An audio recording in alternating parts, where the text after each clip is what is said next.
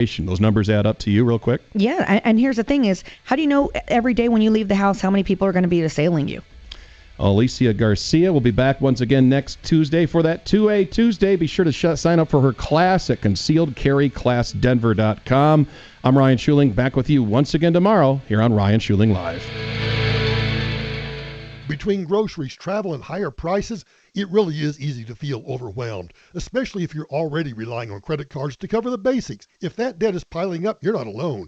If you're a homeowner, you might have considered reaching out to American Financing and then hesitated because you don't want to give up that low mortgage rate. That's why American Financing created the Smart Equity Loan, a simple, smart way to get your finances back on track without giving up your low mortgage rate. And unlike a HELOC, which can fluctuate with the market, the Smart Equity Loan offers a fixed rate, so you'll have one predictable monthly payment. It lets you use your home's equity to pay off that higher interest debt, free up your cash flow, and still keep your existing mortgage intact. There are no upfront fees to find out if you qualify. So call American Financing today. You tell them Michael Brown sent you. 303-695-7000. That's 303-695-7000. Online, AmericanFinancing.net. NMLS 182334, NMLSConsumerAccess.org.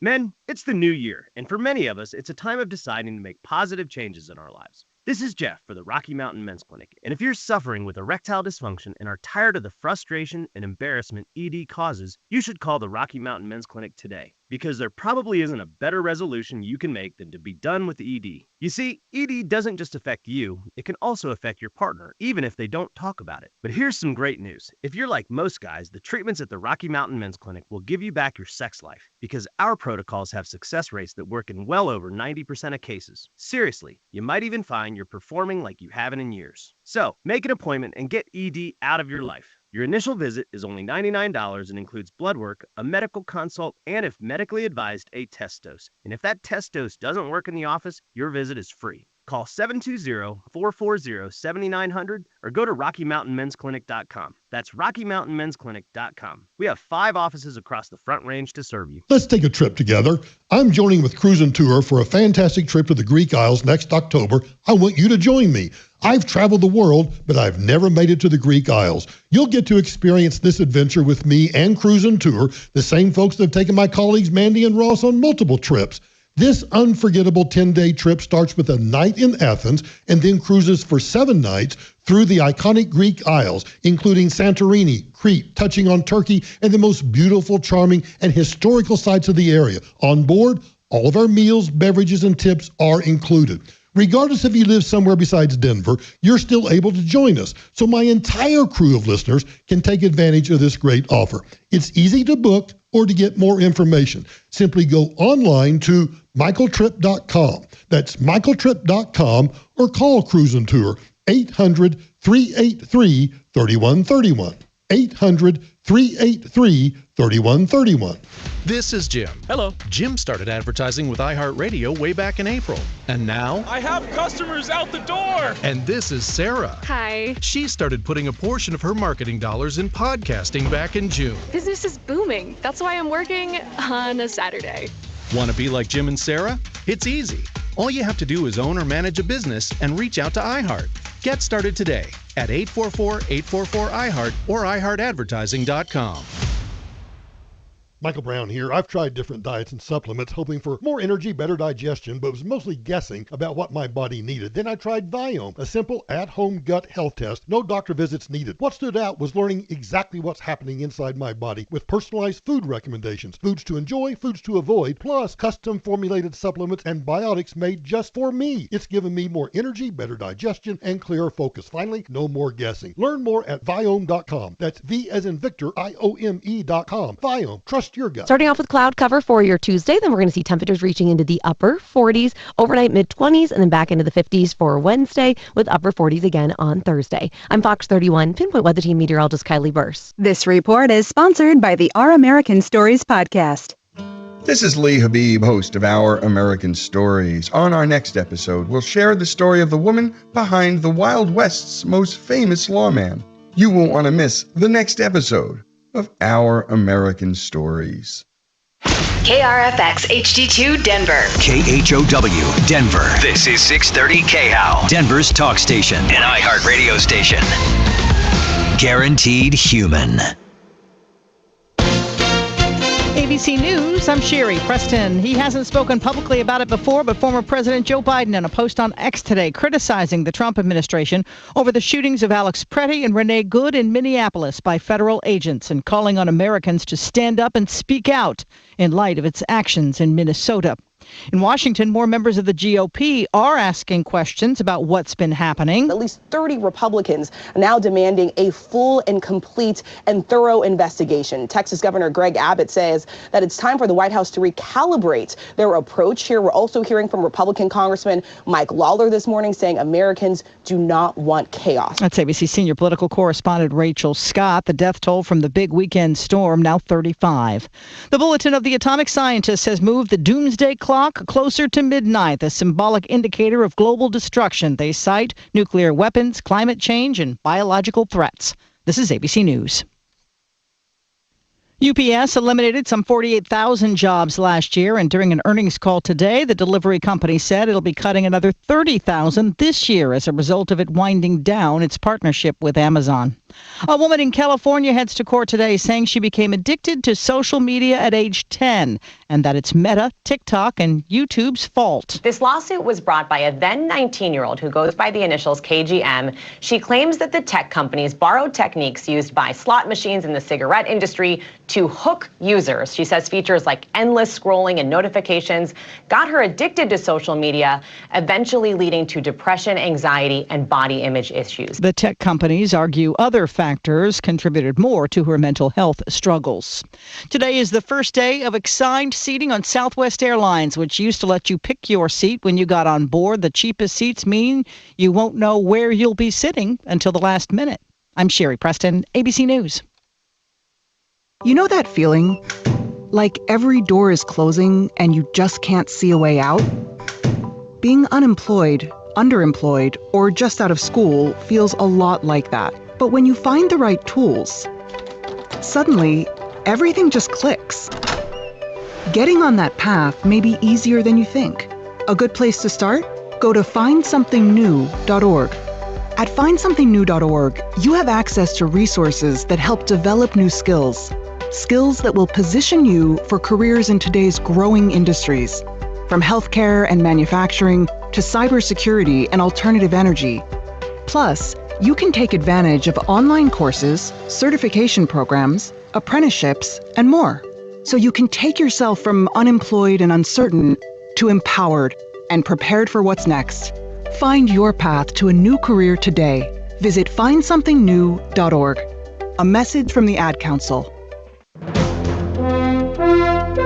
KHOW News Time, 10:03.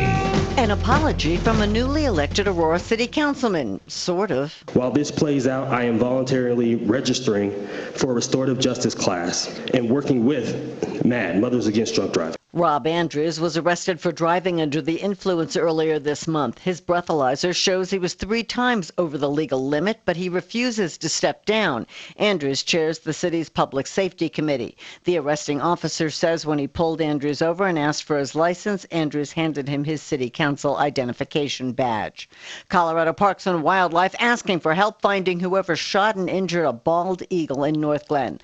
Wildlife officers, North Glen Park Rangers, and North Glen Animal Control were called to the Croak Reservoir near 104th and Huron after someone spotted the bird suffering. After taking the animal to a wildlife rehab facility, they discovered it had been shot with a BB-like ball bearing. I'm Brenda Stewart. Now, impact traffic. Yeah, it looks like they have yet to clear the accident on the turnpike there at Sheridan westbound. Right, 2 lanes were blocked at one point. It looks like the backup is not quite to Federal, almost a little over a mile and a half on those backups. Pretty solid jamming, actually. From there, it will release heading up into Broomfield. 270, a little bit of Company West up through Vasquez, and I-25 through downtown. Everything else in good shape. I'm not seeing any significant construction delays right now. With traffic, I'm Jonathan Steele. This report is sponsored by the Our American Stories podcast. This is Lee Habib, host of Our American Stories. On our next episode, Dr. Bill McClay shares the 4th installment of our ongoing Story of America series. You won't want to miss the next episode of Our American Stories. You could win $1,000. Oh, really? Excellent. That's awesome. 9 chances a day to win $1,000. Listen weekdays 9 a.m. through 5 p.m. It's that easy. On Denver's talk station, 630 KHOW. Sponsored by Window Nation. You'd love new windows, but don't want to pay a fortune for them. Well, during Window Nation's Buy 4, Get 4 Windows free sale, you could also get 0 down, 0 monthly payments, and 0 interest for 2 years. Hurry, sale ends soon, so schedule your free estimate now at windownation.com. I'm Tom Martino, and I love it when the Broncos are freezing teams out in the fourth quarter, but freezing is never good at home when that furnace quits. Let Fix-It 24/7 warm things up faster than a Broncos touchdown with their guaranteed same-day service, or your diagnosis is free. Fix-It 24/7. Hometown partners of the Denver Broncos. Same-day comfort all season long. FixMyHome.com. Book now. When your house is in trouble, Fix It 24/7. We'll be there on the double. This President's Day, Pure Talk is honoring Jackson and Lincoln by offering unlimited talk, text, and plenty of data for just $25 a month. Meanwhile, Big Wireless is honoring Ben Franklin by charging families hundreds of dollars for the same 5G coverage. What? Franklin wasn't even a president. Hang on to those Benjamins. Dial pound 250, say Mike Rowe, and save 50% off your first month. That's pound 250, Mike Rowe, to switch to an American wireless company that's truly unprecedented. Pure Talk. Your one stop for advertising? Call 844-844-iHeart. Now, here's your chance to win $1,000. Just enter this nationwide keyword on our website. Bank. That's bank. Enter it now.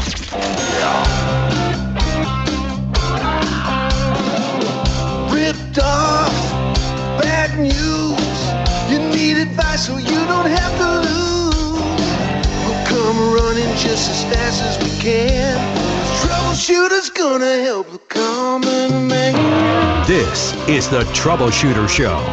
Now, Tom Martino. Hey, I'm Tom Martino, and I am live solving problems, answering questions, taking complaints, and making your life just a little easier. That's what I've been doing for 45 years here in Denver, longer if you go elsewhere. It is the longest running radio show with the same host currently on the air, continually. Yeah, so welcome. And Major Marc Mager has been with me for a lot of that journey. Marc Mager, are you on, sir? I don't see your camera. I am always on, I don't sir. see your... Maybe not always on the radio, but I'm always on. I don't see your ugly mug on the camera, Mark. So oh, give me a few minutes when you can. Okay, no big deal. As I like starting out, what's on your mind, Mark? Well, I'm hoping after Trump talked to the governor and the mayor there in Minnesota that maybe the temperature is going to come down. You know, the border czar there, the chief guy is going out to talk to him. I think something's going to get done. I think the temperature will come down.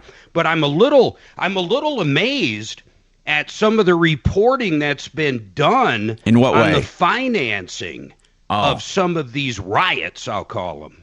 Okay, and tell me what you mean by that.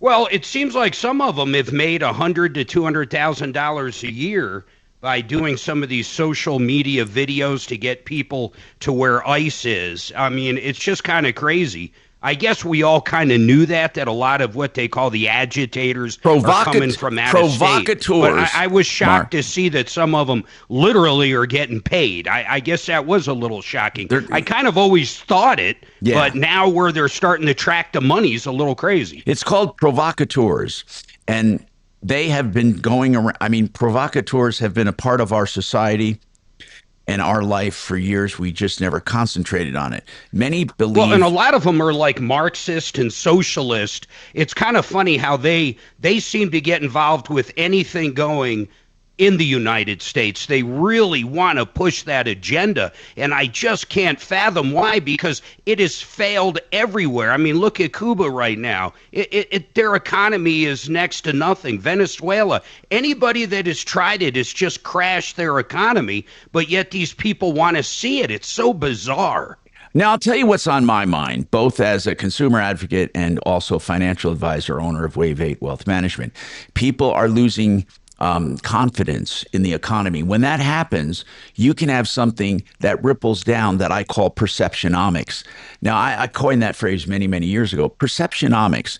So if people, even if the real factors in the economy are not that bad, if people feel that they are, or they feel that the economy is not doing great, they start reacting by just a tiny bit, like maybe putting off a purchase or not hiring someone or some other way. And then that has a ripple effect. Then people who maybe aren't getting a raise or they're not getting hired, they decide not to buy something. So sales go down. And then one company might say, you know what, I'm going to lay off some of the workforce, and that's happening. And then people start feeling, I'm not saying the indicators are showing it, but people start feeling like, wow, things are not that good. And the perception of that can bring it to reality. And it's happened time and time again. And I'm just hoping people take a real look at what's happening and just do the real deal. And not perception, but what is happening in your life. That's what we have to look at. By the way, gold. I spoke of investments. Gold is going crazy. And I know some people, I don't know if they'd want to be called out, but that have almost 100% of their investable money in gold. And they think it's a wonderful investment, and it certainly has treated them well. I'm not sure when they got in on gold. But if I could get that person to voluntarily talk about it, I will. They can call in at any time. So what's going on with you, sir?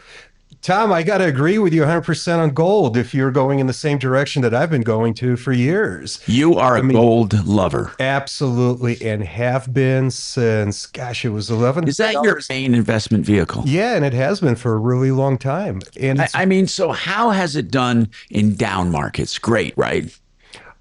Yeah, I mean, it's just about completely disconnected from the stock market, if that's what you're wondering about. Yeah. Well, no, not disconnected, but correlated. It's correlated. For sure it's correlated. Gold goes up and down based on the stock market. If the stock market's doing bad, people flock to gold.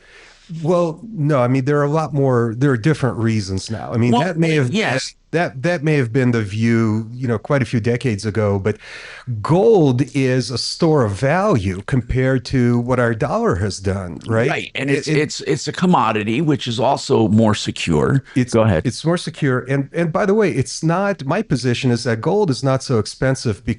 Gold is not expensive. Gold is at $5,000 an ounce now because the dollar is so cheap. Yes. I mean, if we look at the erosion of the purchasing power of the dollar, yes, it's breathtaking, and gold is simply a reflection of that, right? Because it just takes more dollars to buy gold. Okay. But there's another thing that's afoot, which is if you look at the central banks, they've been buying gold all over the world at record rates.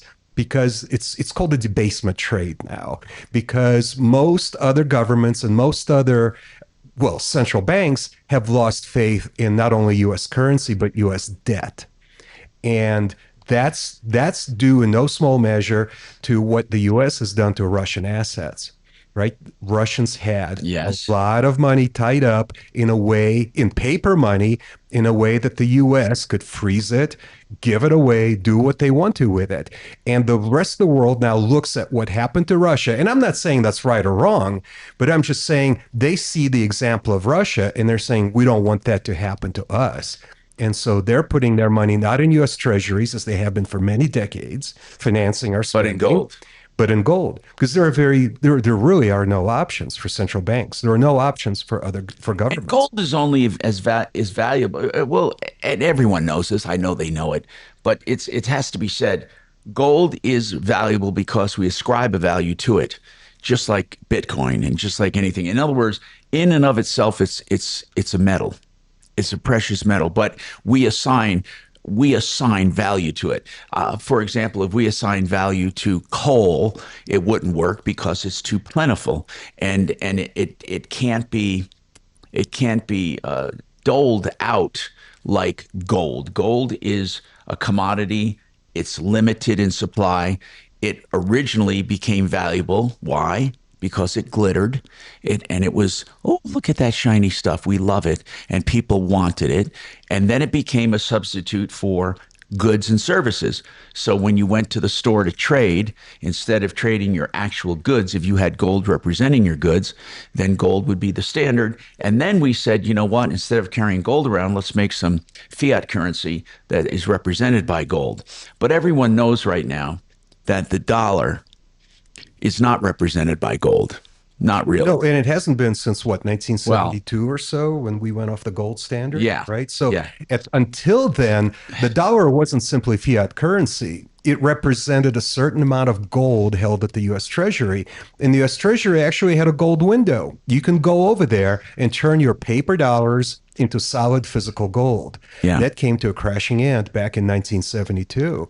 And then look at our inflation. Look at what things have now cost now compared to what they cost in 1972. Okay, we have some interesting news ahead. And of course, I want you to call. When you call, your calls take precedent. Of course, 303-713-TALK, 303-713-8255, or 303-MARTINO, 303-627-8466. I have with me Brian Burns, Compass Insurance Group. And it's rough. Do people blame you, Brian, as a broker? Do they blame you when the cost of insurance is skyrocketing? Sometimes, yeah. I mean, because error or bad news you're not sometimes. making more money as a result. No. It's all proportional. Right. It's all proportional. If anything, I'd venture to say you're working harder for the same dollars, or even if you make a little more because it's maybe a higher commission, you're working harder because of the work you have to do. I mean, people aren't just buying. Well, and it takes a lot more searching. You have to search around and really try to find every different avenue to find people the best option. It used to be, you just submit it through, find a company that you've been working with a lot of times is almost always the best deal. That's no longer the case. You have to get creative to be able to find better options, because certain carriers just flat out don't want home or don't want umbrella or don't want auto, and you have to kind of mix it around and figure out what to do to give people the best option. So that's what we're talking about today. 303-713-TALK, 713-8255 if you have insurance questions or any questions. Don't forget that number, 303-MARTINO as well, 303-627-8466. Renew Home Innovations. They guarantee the lowest price for your furnace, bar none, and they say put us to the test. 303-904-2000, the lowest price if you need a furnace, 303-904-2000, renewhomeinnovations.com. Wonderful.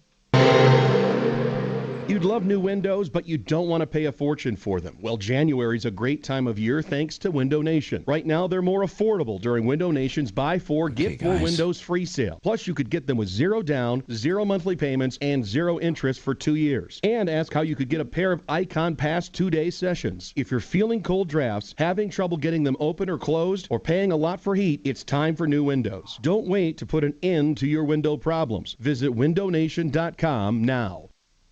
The closer you get to retirement, the more I want you to start thinking of a good annuity. This would be guaranteed income till the day you die, the kind of income that you cannot outlive. You can also get great benefits with certain annuities, like long-term care options. You got to check it out. That all wrapped up with a 15% bonus that starts growing day one. You got to make the phone call. I want you to call Joe and Jordan Chiano over at mymoneymyway.com and ask the questions.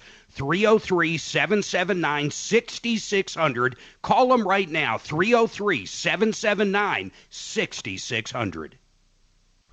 They say very 75% nice. of your premium goes to them. You're very nice. No, I'm not.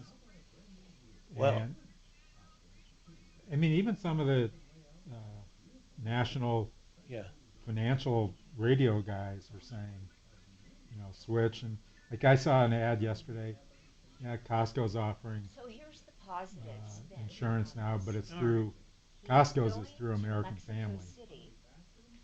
Because it's got to go through some. He fired the guy from insurance company, but he hired a new guy.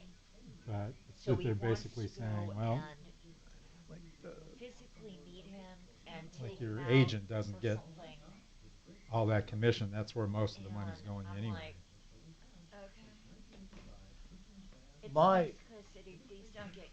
My oldest boy, who's like he's the one that got away from Xfinity. It's 'cause it was happening. Too much money. He goes Good with morning, Tom Martino Show. the e-insurance. There's no brokers. It's online. Yeah, right. But I think that insurance is actually like a subsidy I think it's of Allstate. Allstate. Yeah. I think so.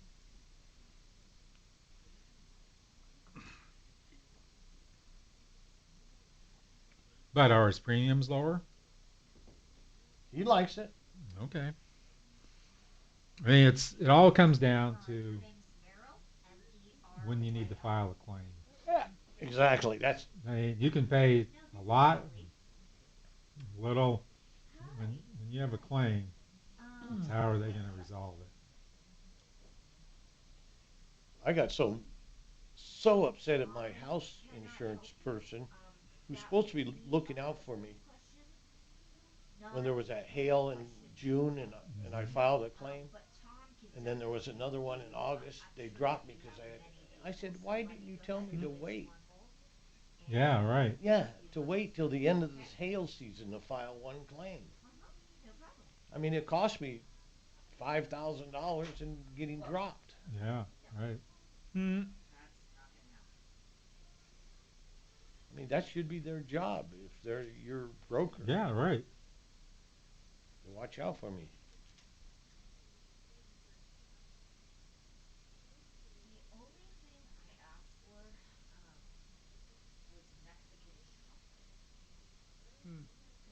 It's not as sweet. It's almost bitter. So you can put it in like mole. Oh. Like if you've ever had mole enchiladas or something. I'm not even sure how to pronounce our caller's name. Merle? Merle? Yeah. I'm so worried. Merle. You know, we also got Sao Paulo, and I mean, he's showing me all this stuff, and I'm like, dude.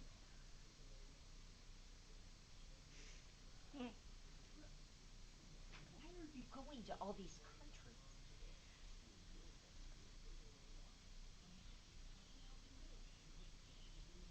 All right, let's turn on AO.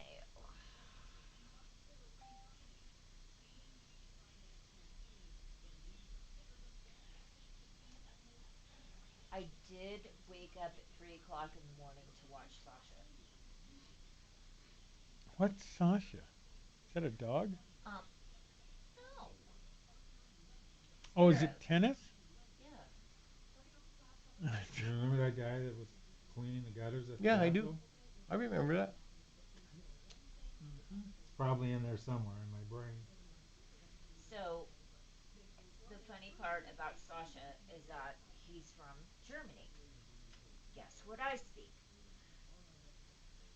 So, Tennis? a few times I've tweeted him in German. Here you go. Stories.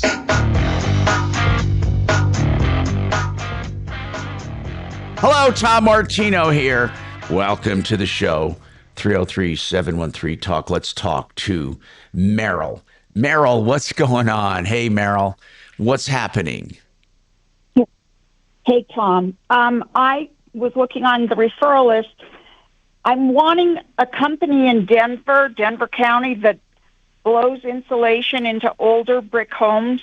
You know, from the outside. I got the perfect one. Don't we have a great insulation woman on there? I say woman. We have, in fact, Suzanne's scheduling her on the show soon. We get her on usually this time of year because I'm telling you, the cold weather like the last few days, you can lose so much heat. But Best Way, she is wonderful. Isn't she? You know, I liken Best Way to insulation like I do Nick Gravina to windows.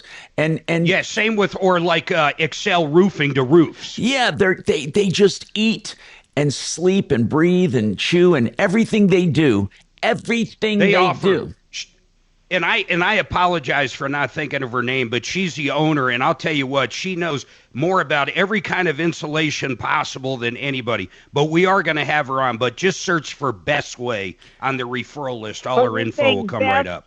Yeah, best. B as in boy, B-E-S-T way? Yeah, Best Way, like better, best way. Okay.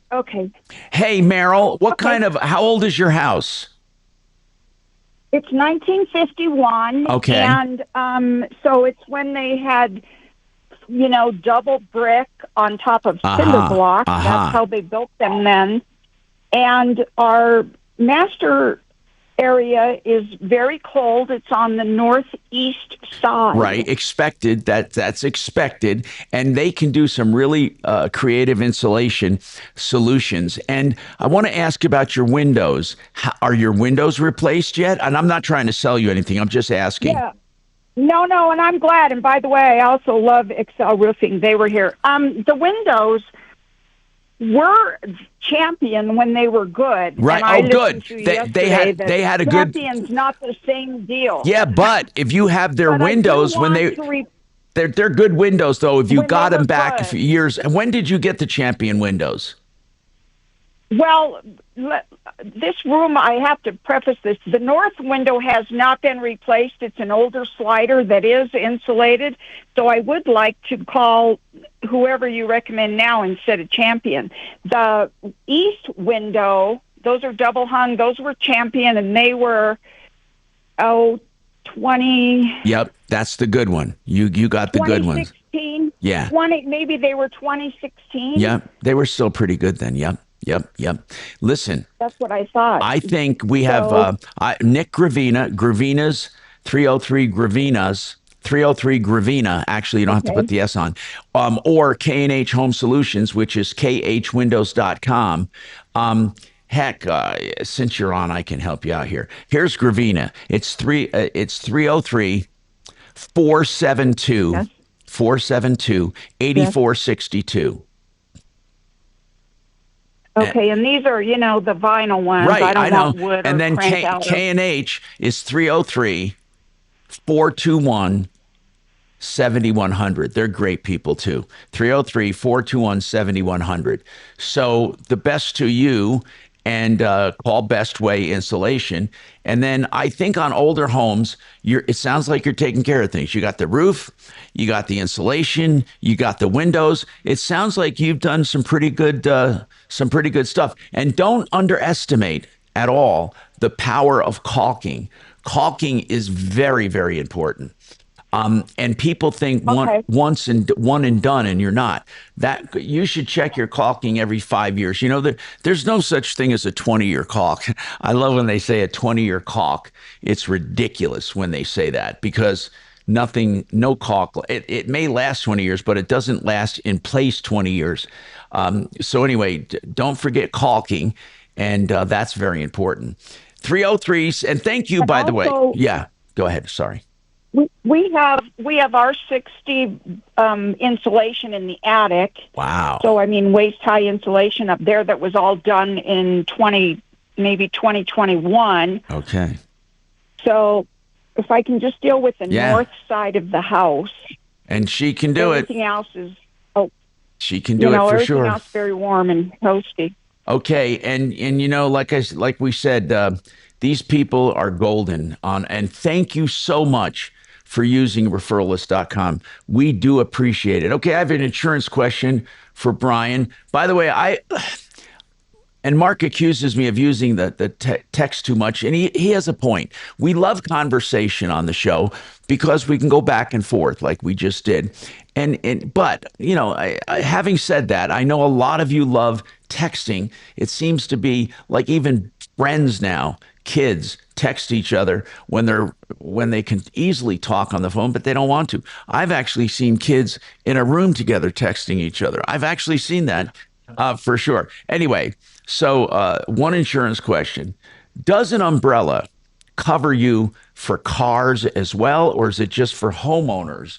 Brian Burns. Yeah, so an umbrella, you just want to make sure your umbrella lists all the underlying policies that you're wanting it to extend over. But of course, auto would be the primary, more so than the home even. The most common umbrella claim that would come would be through the auto, because it's just much more prevalent that you get into an auto accident. Okay, so wait, do you have to specify it? This is a umbrella for this, or this is that, or does it go over Tom Martino? Does it go over Dimitri? Does it go over Mark? How does that umbrella work? Do you literally specify which policies you want it to umbrella? Absolutely. So Really? you need to list it on the umbrella. Now, obviously, if you have all your policies with one company, it'd be surprising if it wasn't automatically on there, like they didn't have all the policies listed. But a lot of times, let's say you have some rental homes. Well, not every carrier is going to insure the rental home. So then you got to just make sure on your umbrella that it extends over those policies that have the rental home insurance, so that it will then extend over. Mark? Hey, Brian, I had a question. I just dealt with this with Miles. So you got Miles. Miles is my son, for people listening. He bought a house and he had to go with basically State Farm where he lives, because Brian simply doesn't sell stuff out there.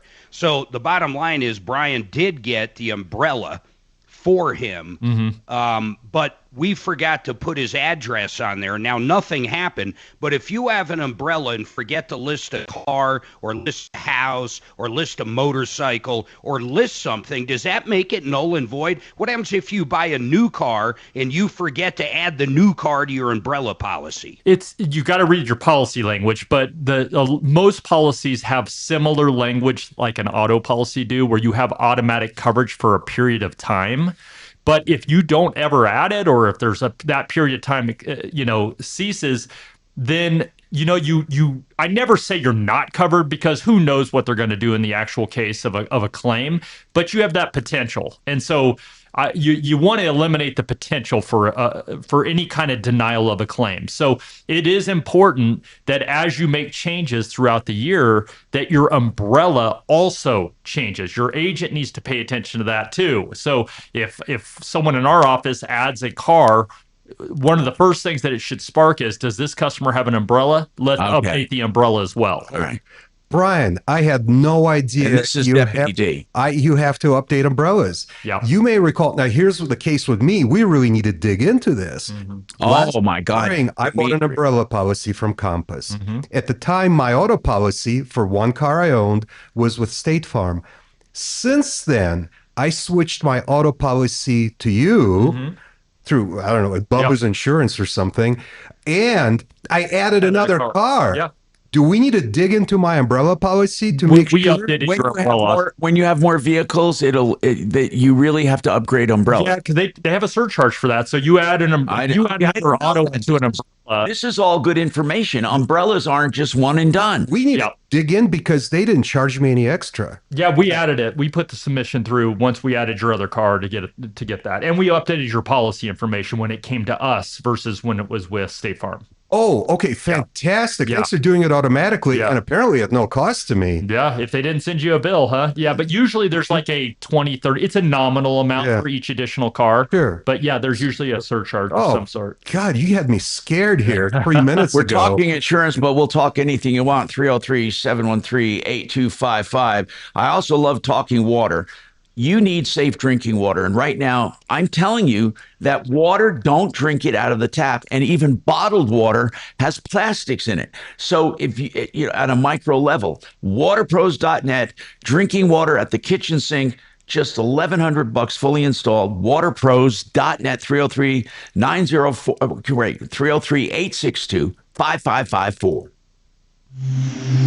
Discount bath. Who wants it? Me. All right, ask Mark. I mean, I'll do it. He can chime in. Both of you. I know you. Yes. Just tell him that. And this is a 60. How about this? Are you ready? Here comes a question. Discount bath. Who wants it? Me. Okay, thank you. Yeah, the volume. Yep, Mark finally responded. It's so funny. The difference in your response time is amazing. Well, yeah, that's because it's age over beauty. Well, and you're on the Bonneville Salt Flats, Tom. You just bam, answer. Bam. Bam. Sound barrier. Bam. The ramp to sound. I got to keep up with that young whippersnapper. Mark? Yeah. Tom's got it. Okay, Mark? Are you okay, Mark? Okay, Tom's got it. Okay, Marky. God damn it. God damn it. Why is gold and silver skyrocketing? This week on Red Pilled America, we tell the story of the rise and fall of the diamond industry and why gold and silver has continued to shine. Yay. Stand by. Listen to Red Pilled America on the iHeartRadio app. That's Red Pilled America. You know, if you want a discount bath, if you want a bath for the best prices anywhere, you want discountbath.com. I don't even know how they got that name and protected it, because it's a great website name, discountbath.com. What's even greater is when you go there, you answer a few questions and you get an exclusive and private link that you can upload video to. So it's private. You can go into your bathroom with your smartphone, say, I want to move this sink. I want to do a double vanity. I want to do a walk-in shower. I want to move this wall. I want to move this toilet. Any bathroom you have, walk through it with a smartphone and then upload it to discountbath.com for the best prices. Whether it's your fix and flip, if you have those nowadays, a rental, or your dream home, Mark and Sue's have Discount Bath do a beautiful bathroom for them. They love them. You will too. Discountbath.com, 720-979-2322. Man, I am get her ass in there and really clean up a little today then, if that's true.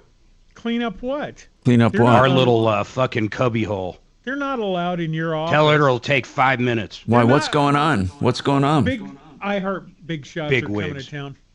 Today? Yeah. They want to know where the hell you are. Oh, right.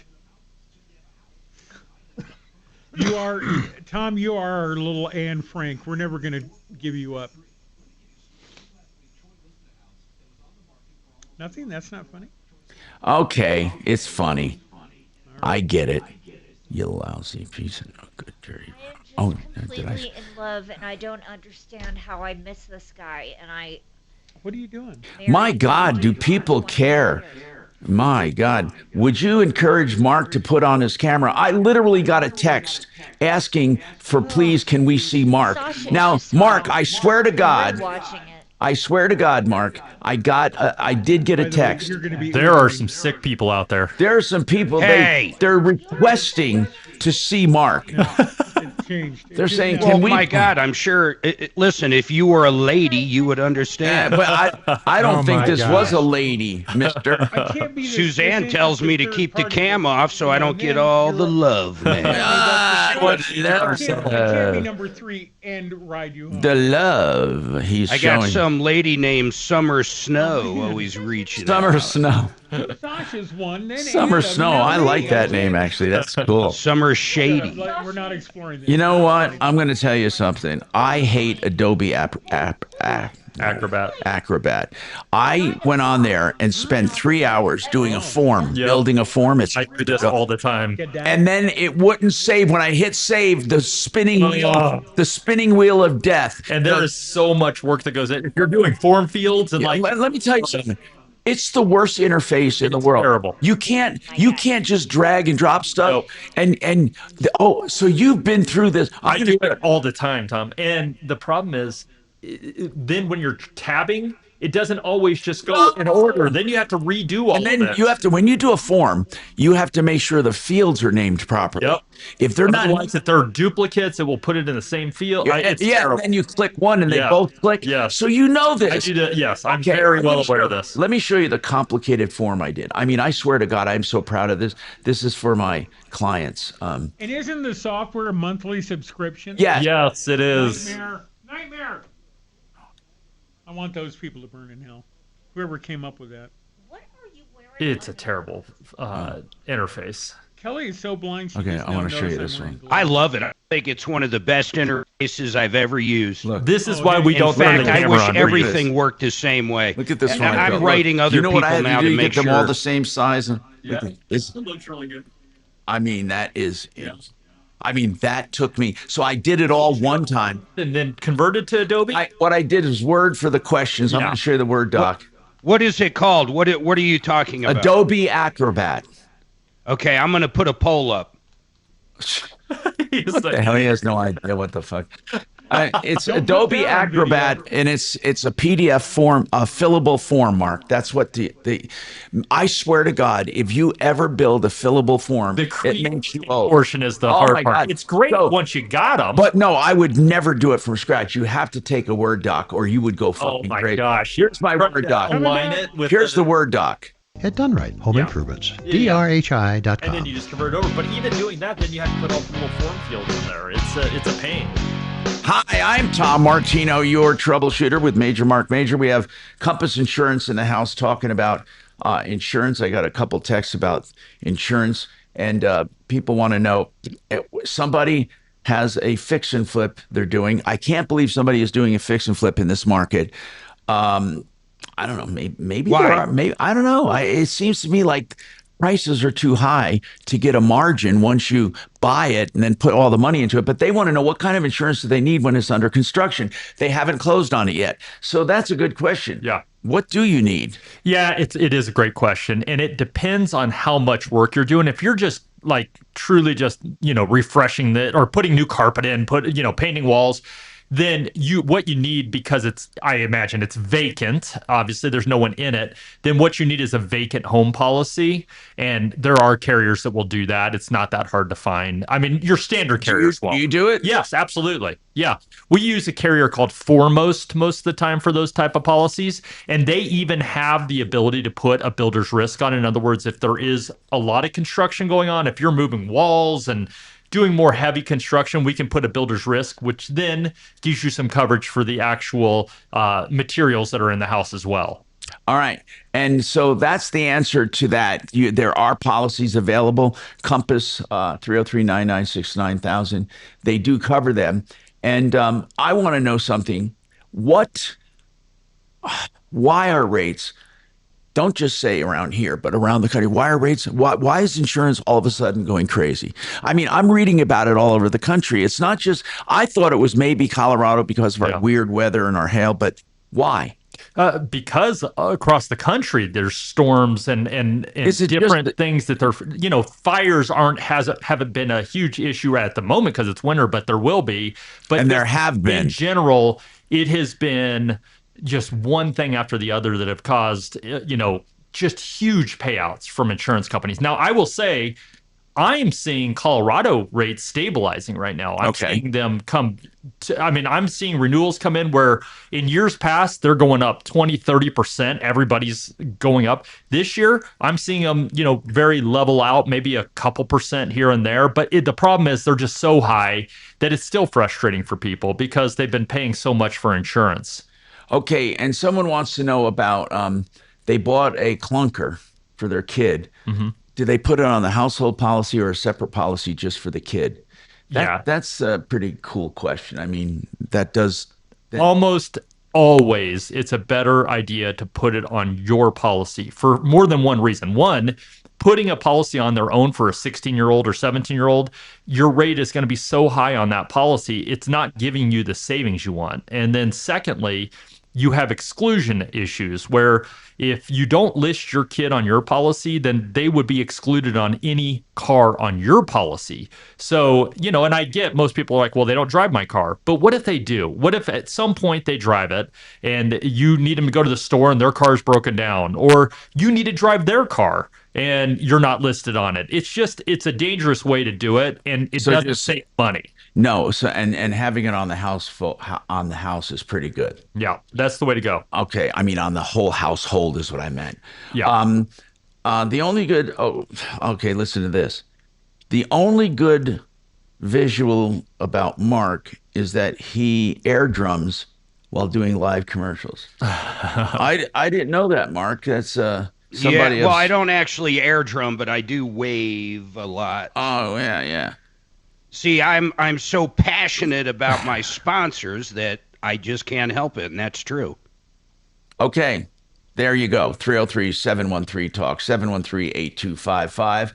So when it comes to homeowners insurance and a rental, Is that considered a household policy? So you have two cars on a policy. Do you have two things on household policies, or are they separate? Like if you have an LLC that has a rental, they're totally separate and distinct from your household, right? Yeah, even if it's not an LLC, you don't get a bundle discount for having more than one home insured, do you? No, they're totally different policies. So there's a homeowner policy, which would cover obviously your primary home. It's called an HO3 or an HO5 policy. Yes. But then the rental home is called a dwelling policy. So it's a DP3, or DP1. I'm not trying to get in the weeds, but the point is they're totally different policies. So if you have a rental home, you got to make sure that you're insuring it as a rental home, or else you don't have the proper liability to have tenants in the household. If your tenant sues you for some reason and you have it underneath a homeowner policy, there's not coverage there.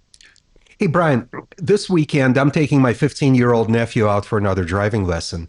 And it just occurred to me that now that you're sitting next to me, what should I ask you? What do you have to say to me as the guy who sold me both my auto policy and my umbrella policy? Now, keep in mind, we're driving his father's car. Oh, God. My first statement was going to be good luck as you take a young driver out. But most insurance companies don't require a driver to be added until they're actually licensed. But don't just take that universally, because there are carriers that want a permitted driver to be listed on a policy. It's a much reduced rate that they'll charge for it, but they do charge. But a lot of carriers don't. But the smart thing to do is, once you have a young driver in the household, that's not what's going on here with you. But if you have a young driver in the household that got their permit, let your agent know, so that if your company does require it, that you do it. All right, hold on, Mike. Let's take you really quickly, and we might have to think during the break. Go ahead, Mike. What is your question? Mike. Yeah, I have a question for Brian. The question is, do you have to carry uninsured or underinsured motorists on your automobile policies? No. Okay, this is going to take a few minutes here. You don't have to cover. You don't have to do it, but man, it is probably, in my opinion, one of the most important coverages you can have. And we'll explain that to you, Mike. It's really important, and we'll go over why and exactly what it covers right after this. Okay, I'm finally back on the call screener, but I haven't had time. Frank Duran. You got it. And Sheridan. Okay. And then Mark has a 30-second become the Okay, state. I'll do these two. And let's go 6 west of Golden up Clear Creek Canyon with some jamming. That's all construction related, and off the freeway system, one on Parker Road northbound. It's on the ramp to southbound 225. The right portion there is blocked. It is kind of jamming up Tower and Green Valley Ranch, as well as Chambers and Smith on accidents. With traffic, I'm Jonathan Steele. This report is sponsored by the Our American Stories podcast. This is Lee Habib, host of Our American Stories. On our next episode, Dr. Bill McClay shares the 4th installment of our ongoing Story of America series. You won't want to miss the next episode of Our American Stories.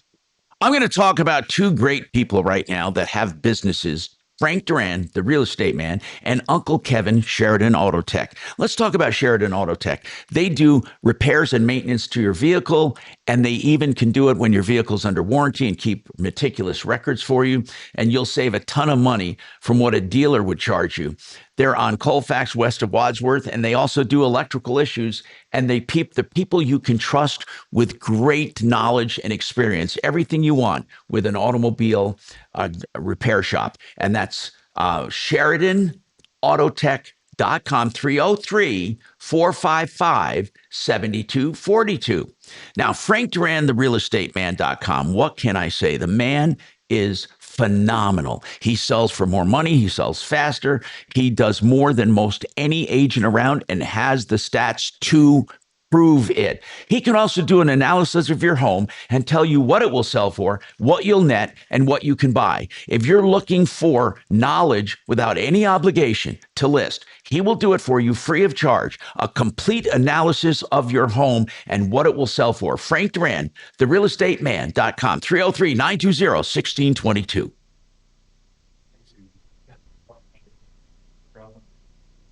I've always wanted to learn French, but the app I tried didn't help. If you want to memorize words... Huh. He forgot. He'll come back. Really learn another language, there's Babbel. Babbel was designed by over 200 language learning experts to be the most effective way to learn another language. With other language learning apps, I was just playing games. I wasn't really learning. Babbel's different. Every time I open the app, I can choose to work on my writing, speaking, or listening. And it saves my mistakes for me to review, so I'm constantly improving. Babbel feels like it was created intentionally by people who really know what you need to learn another language. Before Babbel, I thought I just wasn't good with languages. But now I'm speaking French. Tout ça, c'est grâce à Babbel. Want to really learn another language? Save up to 50% on your Babbel subscription when you sign up at Babbel.com. That's Babbel.com to save up to 50%. Babbel.com.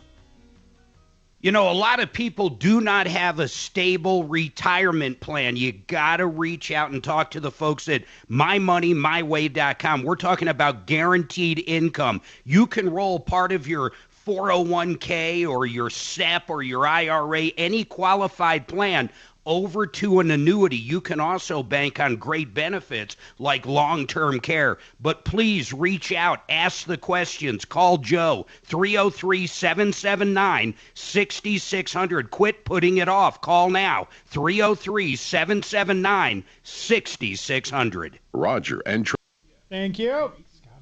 Her calendar Okay. should have you. I was just Right, explaining to just Kelly, the the best automatically- urinal I've yeah. ever used She was still at the keeps Air the old Force book, you know, Academy and- Stadium. Yeah, the old legend. and writes it in pencil, so she can Since erase. we're talking about urinals here. You guys here? Or are you gone?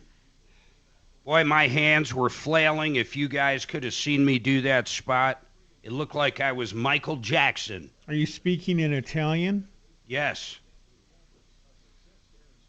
I that's was wrong. signing like those crazy people who sign.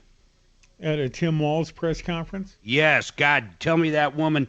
Woo, she looks mad at the world. Golly. Well, sure. She can't hear anything. And yes, Why do they need to sign when there's closed caption on TV? I don't know, because they can make them look really angry. Hey, Brian, did you happen to try to get a Tesla insurance when you got your Tesla? I did not. I didn't even try. Apparently, I don't know if it's true yet, but if you are using FSD more than X amount, I know it's more than 50, but I don't know where that line is. They're saying it could be 50% off, but I just don't know. how if much that's off? true. 50? 50, yeah. You should get it.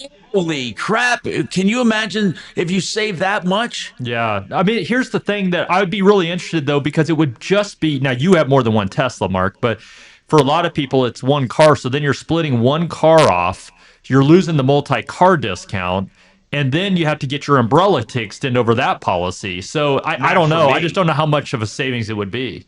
For me, it wouldn't matter because we have 3 cars. Our Right. Safeco would still be the same. Well, yeah, but your Tesla policy would be a single car. Yeah, that's true. But if it's truly 50%, Right, I'll look at right, it. totally. But here's the deal: they track everything. So if you want to really open it up and get up to 200 miles an hour, they might not like that come renewal. I think I have played around enough with the 0 to 60 and 1.99. I'm not positive they would love me. Hey, did you say the spot price for gold is Yeah, and then the $5 grand? fast Somebody breaking. here is saying it's $2,500. Is it $5 grand? It's $5,000. Here we go. These people are crazy. But yeah, that's about it. Hi, Tom Martino, your troubleshooter. Mike asked a question. We have Brian Burns from Compass Insurance Group. Of course, we can talk about anything, but we are emphasizing insurance. He asked about underinsured and uninsured motorists. Mike, in a nutshell, that is coverage that covers you when the other party is underinsured or uninsured or takes off or, is random and anonymous. And here's what's important about that.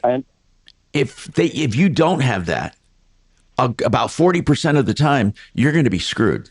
If you get injured and you have a big pain and suffering claim, who are you going to sue? You sue somebody who has state minimums. And then what happens, Brian, that the people might say, okay, here, and they give you everything they have. And it could be 25 grand. Meanwhile, you're looking at $300,000 in damages.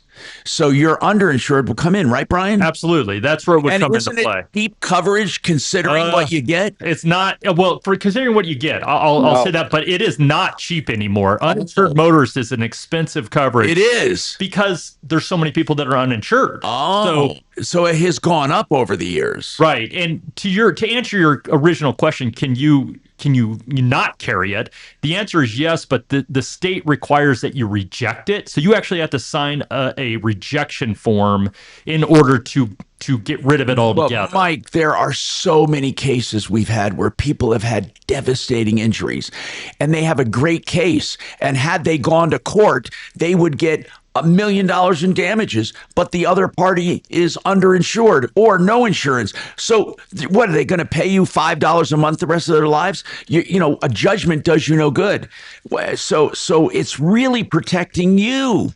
It's protecting you. Are you considering not covering it or not carrying it? Yes, because I have great medical care and I got full coverage on my vehicles. Right. And so the medical payments, and that's where people can sometimes get confused on it, is that they think that the uninsured motorist is just there to cover your medical damage. In other words, if you have health insurance, you don't think you need it. Covers too. It's take apart the medical, because that's really not what it's for. Because if you do have health insurance, they might try to subrogate or get some. pay. Yeah, and you can get some of that. But what it's really for is the pain and suffering, loss of enjoyment, all the things that you would get if someone else had insurance. If you were suing for personal injury, if you were suing for damages, you would sue for medical payments and loss of income. But there's also something that's intangible, and that is the loss of enjoyment of life. That's really the crux of pain and suffering. That's why some of these personal injury attorneys get millions of dollars, because people have lost so much emotionally and can't walk anymore. There's all sorts of stuff. So, but Mike, so and about 40% of the drivers either have no insurance or are underinsured. 40%. So there's a 40% chance if you're hit by someone, you're not going to have anyone to go after. Now, of course, if you say, I don't care, I just care about my medical, I'm not going to sue, then, you got to make that choice. How much are they quoting you for your underinsured, uninsured motorist? What are they quoting you? Just over $600 a year. Yeah, that sounds right. That's what I'm saying. It's not cheap. So yeah, but that to me is cheap for what you get. Understand? But it used to be, Tom. It used to be $100. I mean, it's gone up. My God. The last few years. So I get why it's a consideration for people, but we just always really try to help people understand what it is. Our attorneys and go from there. Our attorneys and every personal injury attorney I know recommends MedPay first. They love medical payments, MedPay, which means it pays medical bills regardless of fault. Right. And then second, underinsured, uninsured motorist coverage. And that's it. And of course, if you can't replace that car, if it's expensive, you need either collision or uninsured motorist property damage. You can get uninsured motorist property damage, right, as a separate standalone? Yeah, but if you have collision coverage, you don't need it. Right.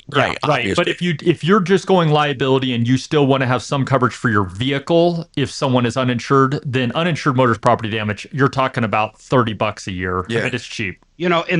And folks, that UIM actually covers you, like if your kid, or in this guy's circumstance, his neighbor's driving him somewhere and someone hits his neighbor. Yeah, exactly. The uninsured motorist is for all people in the vehicle, so it would follow that vehicle. Yep. And it will follow the driver if they're somewhere else. In other words, if you're driving someone else's car and someone else hits you that's uninsured, the primary would be that car's insurance, but then your uninsured motorist on your policy can come in and so if I'm driving someone else's car, get into an accident, I don't have to worry about their coverage because my coverage will carry me. Yep. Now, does my other coverage carry over or just uninsured motorist? Well, your liability follows you as well. See, that's good to know. So when I borrow a car from someone, my liability is secondary. It's okay, but obviously it'll protect me because let's say I'm borrowing someone's car and they don't have a lot of insurance. That's right. Yep. Your insurance will go on top of that. That's right. Okay, folks. You hear the music. We got a whole show to go, so stick around. 303-713-TALK. Get your calls in. We want to talk to you about insurance or anything on your mind. 303-713-8255 or call 303-MARTINO, 303-627-8466. There's Skittles, and then there's Starburst in there. Brian, I just got a payment confirmation from my Okay, Yeah, good. I told her Starburst. to go ahead and send it Awesome. through. So Thanks. you got it. Mics are on, speakers up. I'm so surprised that my UI and everything, and my UI, whatever. Yeah, uninsured motor. Yeah, follows me. Because you've always told me my car, the policy only follows my car, not me. Yeah. But this component, which is even more important, follows me. Yeah, and again, anything that when you think about driving someone else's car, their insurance is primary, but at least you have something that if you got injured and they didn't have enough coverage, there's still coverage that follows you. Yeah. What if they didn't have coverage and I didn't know it? You're still covered. Mine's still Now, same. your insurance isn't going to pay for their car. Good. Okay. Yeah. Like, you're not going to fix their car with your insurance, but your insurance would cover the liability portion and the uninsured motorist, med pay, all that. Well, that's the most expensive. Yeah, umbrella, all that follows. Oh, God. That's great to know. Oh, I don't know about that. I just basically didn't want to wait, and I had to pee. So, Yeah, so I did offer Think of where the to bathrooms loan my are Lincoln to in Todd, the public my area. town It's car. left and right. Going on a special date or something. So you have special car. Yeah? That's Did Tom take you up on it? Not yet. Not yet. I'm sure he's just saving that offer for Just ready for it. for something very special. So I think Mark just ordered a new Tesla. Again? A new Model S. How many? Well, he's getting rid of it. Well, he's getting rid of his S and getting a new S. Yeah, is it ordered? Did he actually? Yeah, he ordered it. It's probably coming in this week. I don't know. I want to see this color. Between that he the got, is the color I was 8th thinking of. and the 18th. So I'd go What'd he into say? one of the bathrooms, I don't know. do my shit. Hey, Mark. Yeah. When does your car come in? Between the 8th and the 18th of February. I can't wait to see. I It's want to getting see that built color right now. I got a VIN number, but it's being manufactured. What's Yeah. the color called? It's like What is the color? What's the actual name of the color? Hold on. It's like. Let me launch my app real quick. It's like Is it ice? frost blue, I believe. Frost blue. That's it. Yeah. I'm pretty sure. It looks. I love the look of it online at least. I want to see it. What color did you get? You got the fancy gray, not the regular gray, right? The lunar silver or whatever. Yeah. How often do you actually punch it, man, up to 0 to 60? Anytime I have people that You have a haven't plan? written in it, You have a yeah, plan? that haven't written in Yeah, and want to me feel too. it. Did they have that ludicrous? So I got full self-driving, free supercharge, and free connectivity for life. Hey, what do you know about? My son's looking at some used Teslas right now, and one of the things that everybody is very concerned about is how often it's supercharged because it degrades the battery. Is that right? Like they specifically I don't asked know, how but I many don't think it times matters it's been because the supercharged. battery is 10 years, 150,000, dude. Huh? Yeah. And if it On goes the under used market, like 70%, you get it. on the used market, they care very much about how often it's been on a supercharger. Yeah. Even if it was, though, think of that. What's he looking for? Oh, he's gonna go like a used Y. His car just got totaled from another driver. So What's a used Y go for? well, he found one. I think that's got. Oh gosh, I might be butchering this, but let's say it's got 70,000 miles, and he found it for like, and it's the performance one. Yeah. And I think it was like 21. What year? It's like 3 years old. It was like 21,000. I think. How much? 21. 21. Yeah. I'd sell him my S. Carfax clean, 55,000 miles. How much? Tesla's given me 33 plus I got a $3,000 credit towards taxes, so I'd sell it for the same to him. I mean 36,000. It's probably more than he wants to spend. Yeah, but that's what they're giving me on trade. He's 23 and broke. He can't afford it, but he's going. Yeah, it's he's probably going not cheap. good for him either. Yeah, exactly. How about leasing one? Yeah, he doesn't really want to have a monthly payment like that. He's got enough money from the total of his car that all he'd have to do is put like 5,000 in to buy that $21,000 one. Was it his bad or someone else's? Someone else. It was actually, he let his girlfriend drive it and she got rear-ended on the highway. Oh, wow. Yeah. Is she okay? Yeah, I mean, she had some neck injury. It was hurting afterwards, but she's okay. Cool. So right now he's driving my truck, but he's looking to buy a car here shortly. Yeah, you can't go wrong with the Tesla. The only thing I would question is, well, he's not going to get hardware 4 in anything that's in that price range. Yeah. Make sure it's at least got hardware 3. Then the self-driving's still decent if he does it. Okay. Hardware 2, forget about. I just wouldn't buy a hardware 2, man. Just because it doesn't not even do self-drive at that point? It might. Honest to God, I don't even know the answer to that. Yeah. But like my S has 3, and it does pretty good, man. Not nearly as good as the X, but it'll still get me from here to work or pretty much anywhere, self-driving. But it doesn't it's not good at parking. It's not good at backing up like out of my garage. Yeah. It doesn't have shit like that. It won't drop you off in front. It doesn't ask you parking lot. It's just different. Yeah. But it works good. The driving works decent. But your X works really well on all that? Oh, the X is perfect, man. Yeah. The X is just titty tits. I saw somebody do In a fact, TikTok. I'm sorry, Shannon, we just got a new update that's downloading right now. I have no idea what the new shit is, though. Go ahead, Shannon. I saw somebody with an X that drove it off of the lot and punched in their home address, and some sort of deal off of a main street, and it pulls in and then spins around and backs into the garage, and he's like, "What is going on? Yeah, how did it know? What happened? It's never been here before." That is crazy. Son of a.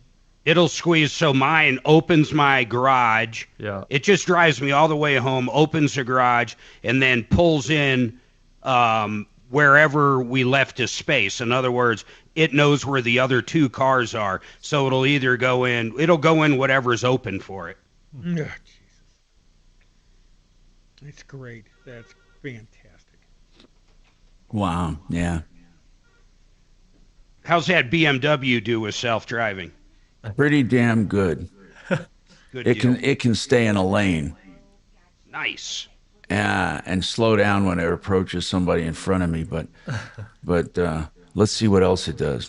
Well, yeah, his self-driving is pretty good because he has a Laotian ladyboy that drives him everywhere. Huh? What? Laotian. Yeah.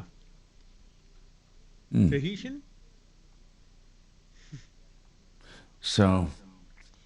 Uh-oh, coming back.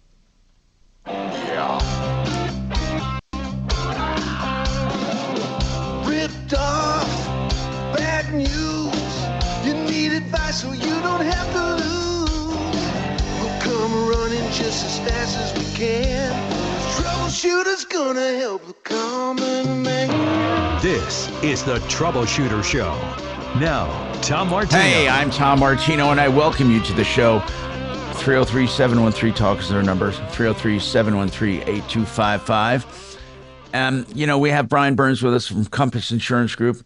This hour brought to you by Renew Home Innovations. If you want the lowest price for a furnace installation anywhere, they say, give us a call. We'll beat any price, and we want to be put to the test. 303-904-2000, the lowest price. So just do it. 303-904-2000, renewhomeinnovations.com. So we've been talking insurance, and we've been talking about umbrella coverage, which really is a liability policy that covers you over your homeowners, over the cars you have, over almost anything.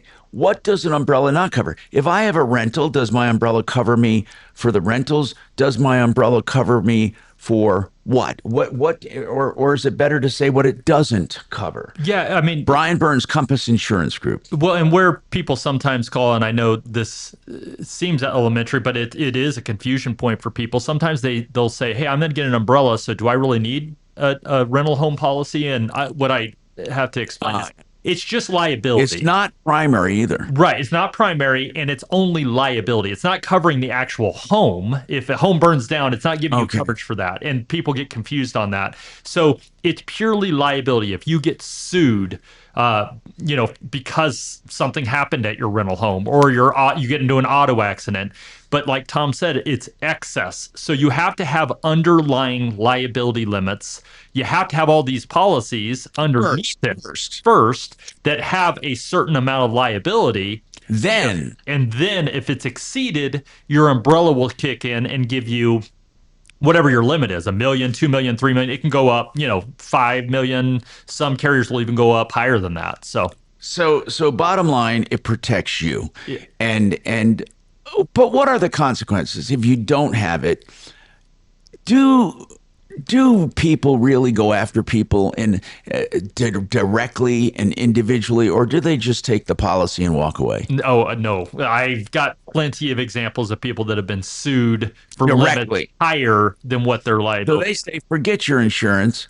If they're only going to pay me $25,000, there's no way I'm going to take $25,000, and they don't accept the settlement. Right. Or, if it's a bad enough accident, insurance companies won't even require you to release from you. Like if you have $25,000 of coverage and I've hurt somebody seriously or killed somebody in an auto accident, your insurance company, the at-fault driver, they'll pay the $25,000, but there won't even be a release there. So they're out of the mix, but now you can sue the person individually. So in other words, then my insurance policy might say, Tom, I just paid the guy your policy limit of $25,000. You're on your own. Yes. That can absolutely happen. And they don't have to defend me. Right. Once they've paid out, they've fulfilled their obligation. They're done. And that's what I've told people, because some people feel like, hey, if I have an umbrella, does that just give people more money? That's what I'm saying. Does it encourage maybe more? Yeah. Yeah, it could. But point is, the insurance company is not going to just settle, though. If they're paying out $1.5 million, I can promise you there's a much greater chance they're going to defend you. They're going to fight there. They're not going to just pay out their policy limits and walk away. So in addition to whatever your limit is, let's say you have $1 million liability umbrella policy, they also have the duty to defend that's outside that. So the cost of defense is actually separate. It's unlimited in that case. So this one question is pretty interesting. Do they have opposition research? In other words, how do they know what you have? And is there a way to find out what insurance people have? Yeah. Yeah, so I think in Colorado, and if you're in an accident, do they have to tell you what they have? If the request has been made to find out, let's say the person has an attorney and the request has been made for policy limits, they'll say what they are. So people do know. Now, I don't know if that equates to the umbrella, but on your bodily injury limits for your auto policy, it will. What did you say, Mark? Yeah, John Fuller's talked about that. Yeah. Once they request from the insurance company the auto, yes, but if they have like a separate umbrella under it, like I do, from a separate company, that's a different story. You might have to dig a little deeper. Right. Although I think when they're asked, that'd be a good question for John, actually. It is a great question for John. Wait, what question do we want to ask him? Let's get him on. Also tell him the umbrella. If the request is made for the bodily injury limit, do they also have to disclose? The insurance company disclose that there's an umbrella? Yeah, but the insurance company that has the auto might not do the umbrella. Right, but even if they do they have to disclose? But you're right, Mark. If they don't have it, then what? Then what? What if they ask you directly? Do you have an umbrella policy? Right. I mean, let's talk to John about that. Yeah, that's a good question. Kachina, try to get John on while Brian's here. This is a really good question, and when good questions come up, I love to address them. If you have any good questions, 303-713-TALK, 713-8255. This one talks to me about, Tom, you talk about plastic contamination in drinking water from bottles, and you talk about plastic contamination even getting into municipal water supplies. What about plastic cutting boards? And I'm telling you, I just happened to be reading an article about that. Plastic cutting boards, they're a no-no.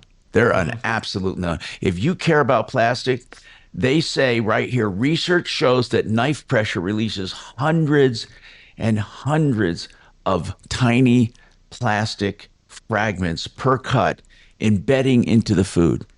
Wow. So if you cut using a plastic board and you cut into that board, it releases, and you can't cut without it. That's why you use a cutting board.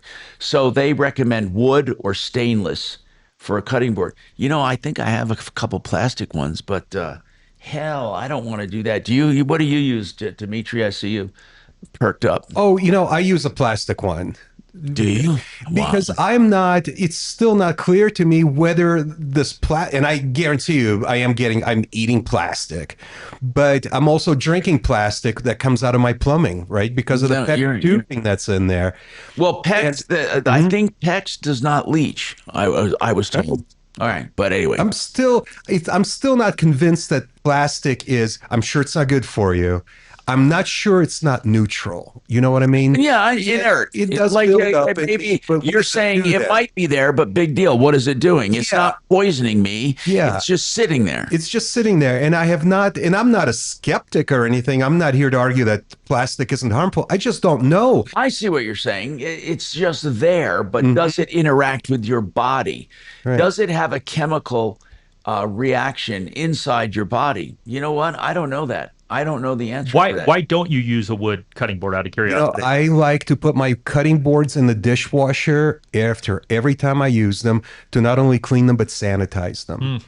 And I'm not sure that the wood boards. Yeah, I don't think stainless might be the best option for not holding on to stuff. Well, I agree, and from that perspective, it's the best option. But if you want to destroy your knives the first time you use them, that's also your top option. Oh, yeah. Tom, I used to have a glass cutting board, and it worked really well, surprisingly, but it destroyed my knife's edges every time. The glass did. Yeah, absolutely. Mm-hmm. Well, it's made of silica, which is, one of the hardest things on earth. So that's what they use for sandblasting. Okay, we got more on the Troubleshooter Show, 303-713-TALK, 713-8255, including insurance topics as well. So if you have a question, give us a call. You can also call 303-MARTINO. Then that's 303-627-8466. We love talking about really things like real estate, and Frank Duran is the go-to guy with real estate. Someone wanted to know, is this analysis, what is it basically? And what it is, it's a full detail of your home, where it sits, other neighborhoods, other homes like it, interest rates, supply and demand, what your house will sell for based on actual comps. So it gives you information with no need to list. You might want to after you find out, or you may not, maybe you don't want to, but there's no obligation. Frank Duran, therealestateman.com, 303-920-1622. Okay, cop a walk. I'm going to cop a walk, thanks. Farmers and ranchers, when it's time to buy or sell ag equipment, think Purple Wave Auction. We're your go-to online marketplace for tractors, combines, sprayers, and more. With our no reserve policy, every item sells to the highest bidder. Experience the Purple Wave difference. Nationwide reach with a local touch. Purple Wave Auction. Whether you're expanding your operation or streamlining your fleet, we've got you covered. Visit purplewave.com today. Fuel your farm with Purple Wave Auction. Joe Chiano, I just got an email last night. People want to know this. How can your 401k and your retirement accounts work harder and smarter? Well, Mark, many years ago, people only had one choice, to be in the stock market, to grow their accounts. Today, they have a second choice. They can actually have the guaranteed retirement annuity that we have. And when the market goes up, their accounts will go up. When the market goes down, their accounts will stay level. They're not going to lose the money that they put in. They're not going to lose the gain. They're not going to lose any bonuses that they got. So it's the most amazing product that is made for today's economy. And they get a lot of benefits with it. Right, Mark? I mean, I think you know the benefits. Well, They the get a benefits, bonus. that 15% bonus that yeah. starts working for day one. You go out and you get an annuity for $100,000. You got $115,000 working day one to Day build one. that account value. Then, when you turn on that income stream, that's guaranteed for life. That really, Joe, it's a paycheck for life. You get every single month till the day you die. You cannot outlive it. But if you need long-term care, that payment doubles. Now, you can help people transfer over part of their IRA and 401k into an annuity as well, right? Oh, absolutely. And that's a really, really easy process. We do all the work, Mark. Yeah. All the work. So, I mean, they don't have to worry about Joe, I doing absolutely anything at love all. it. And I'm telling people out there, if they want to know what that guaranteed amount is, like Deputy Doc's done, like a lot of people do, to give them that relief that they have that guaranteed money till the day you die, give Joe a call. Call him right now.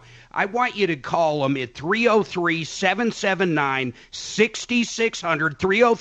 303-779-6600, or mymoneymyway.com. I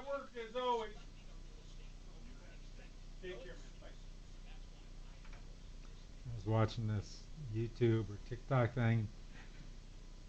Person was saying, yeah, when I was a kid, we used to drink out of the hose. And then the other I person appreciate said, Dimitri "What, taking you a didn't have stand on the sinks back cutting then?" It's board. like, no, we were not allowed to go back back in the house. Back in the house. I understand why until the lights say it. came on. Exactly, right. But you can't be worried about microplastics in your dinner, and then 2 hours later you're putting some foot-long How many? I pink can silicone still thing in your body. You're like, think of the Gotta taste that choose you your got battles. from the first 10 or 20 seconds of a hot hose. Yeah, you had to let it waiting get cold, and waiting for the water to get cold. but it still sometimes tastes like hose. Like hose. But it was. Dee, have you ever? How you got to drink. If you ever notice that bathroom needing anything, make sure you let me cutting know the because I grass. don't often go in there. Okay, yeah. I'll let you know about the toilet. Yeah, stuff like hand towels. Yeah.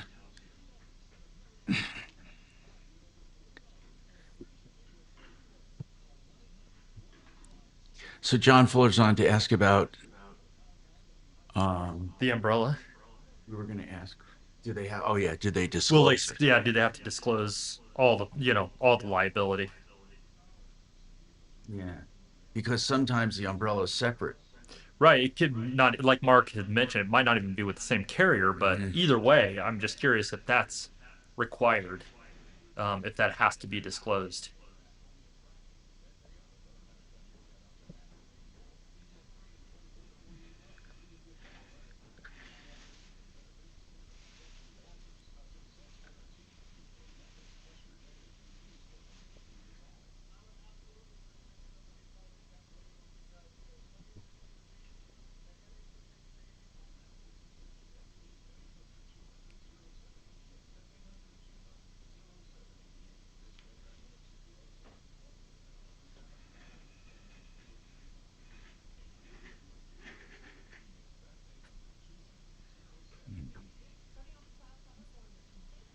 Dimitri.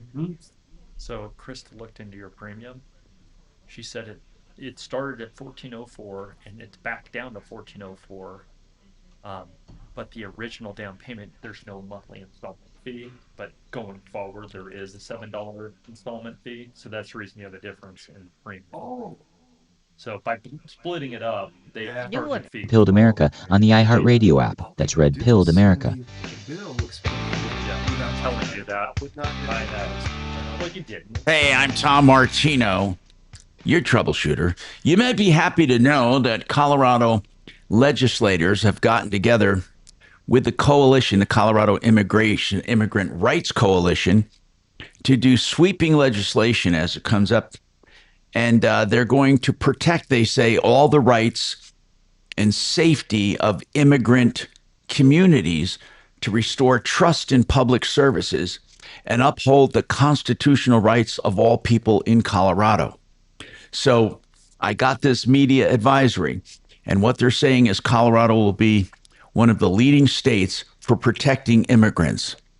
And they leave out a word here because here's what I don't understand. And again, I'm not trying to stir up controversy, but I don't give a damn if it does. But am I mistaken? But do they only target in these ICE enforcement actions? Do they only target people here illegally? In other words, this is safety and protection of immigrant communities. So should this read, and I'm truly asking, and I wish people would answer me. All I have when I ask for opposition, all I get are things about Mark and how he loves Trump and all this. I want intelligent conversation. I mean, I'm serious. I'm sick and tired of taking pot shots, and people take pot shots at me. But here's the bottom line. What does this mean? What does this mean? Colorado legislators and the Coalition to Protect Immigrants, okay, are going to unveil the legislative agenda for this coming year to protect immigrant communities and build trust. What are they protecting? Can someone please tell me, Mark, what are they protecting? What are they protecting? This legislation, what do they mean they want to protect immigrant communities? I mean, are immigrant communities unsafe? What should that read? The headline should read this. This is what this headline should read. Colorado legislators and Coalition unveil 2026 legislative agenda to protect immigrants here illegally from being nabbed by ICE. That's really what that headline should read. But basically it says that community advocates, directly impacted individuals, and immigrations and all in this will announce a robust legislative agenda designed to protect immigrant communities. Again, I want to know, what are they protecting immigrant communities from? We're all immigrants, right? What are they protecting them from?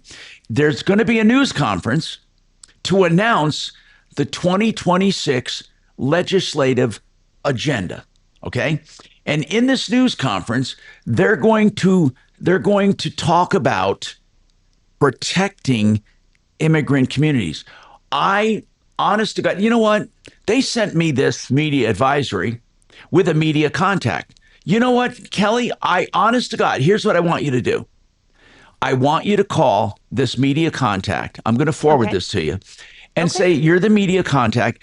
Tom Martino, honest to God, wants to know. And I promise I'm not going to do a sneak. No. Just have him on the air. That's what I mean. I want to get him on the air, and I promise I'm not going to attack them. I truly. Kelly, just say he wants to talk about it and get the word out. Yeah, I do. Now here, and that's the truth. Okay, so it's a news conference to announce their legislative agenda to protect immigrant communities. I need to know what they're protecting them from. Are immigrant communities subject to crime or They should start by protecting people from getting stabbed on the 16th Street Mall. Now, who's doing this news conference?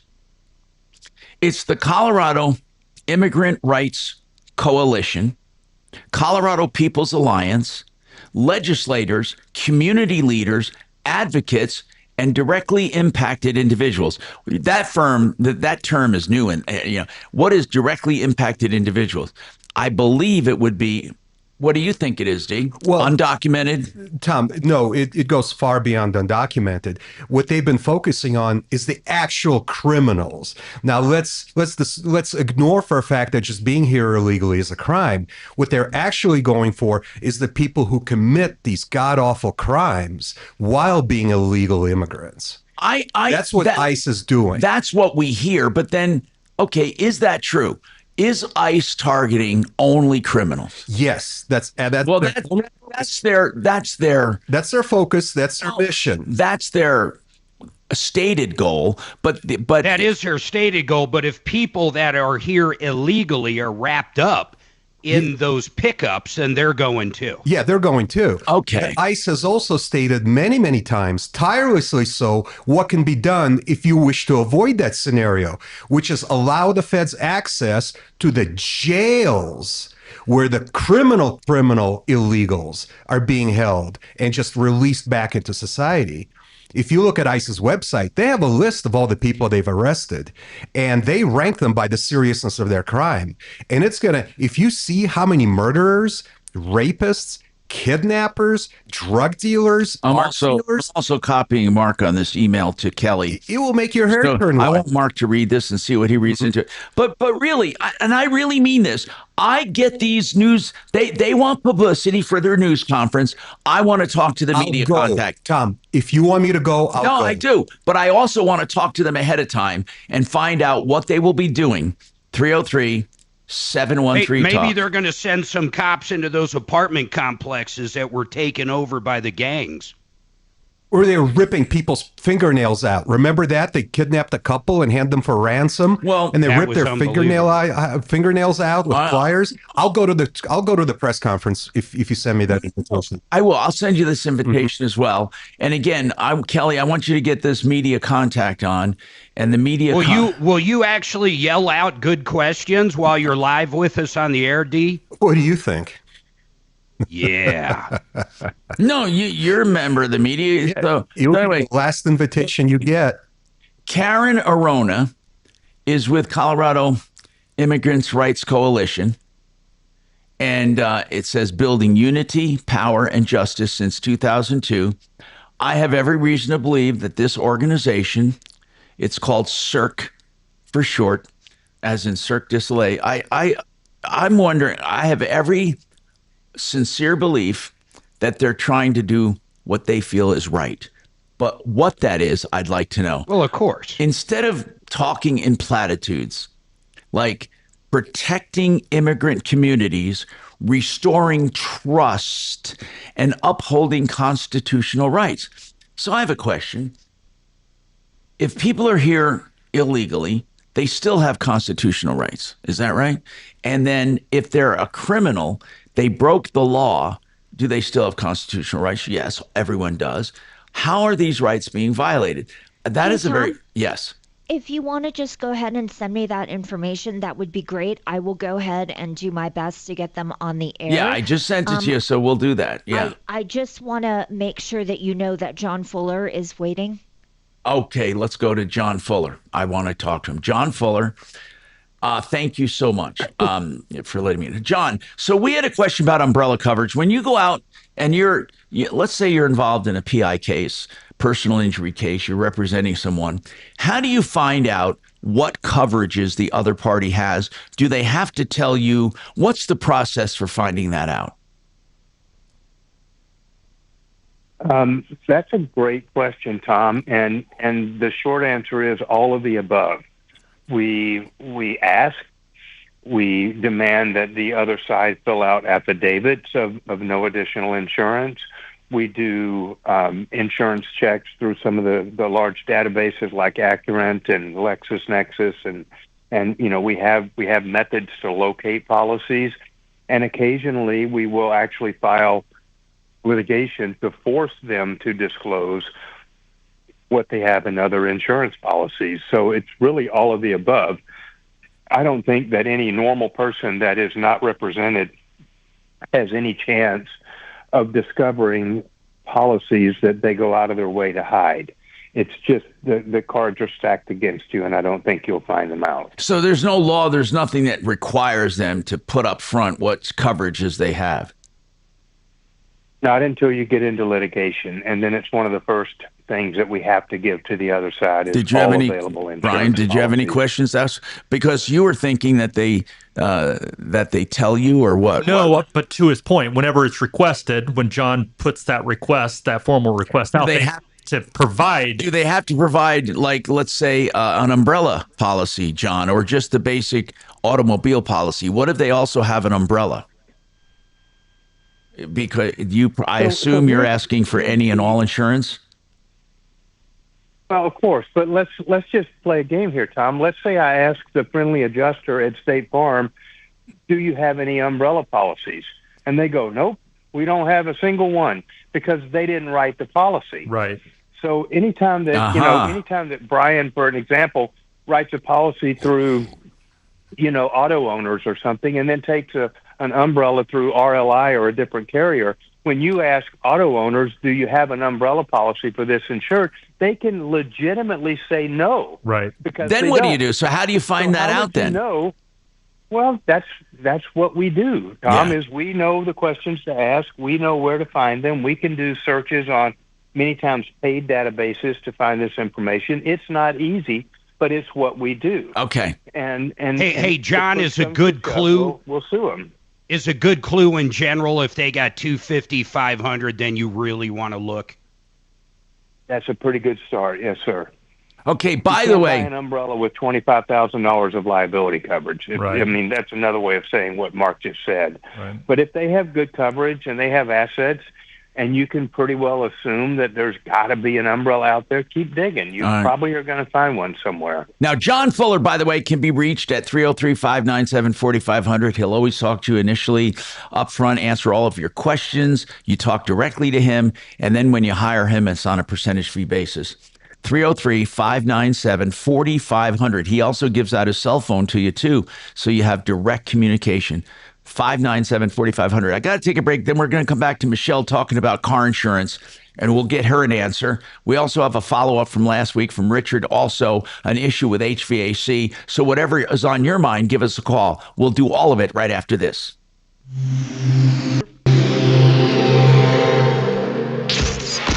KRFX HD2 Denver.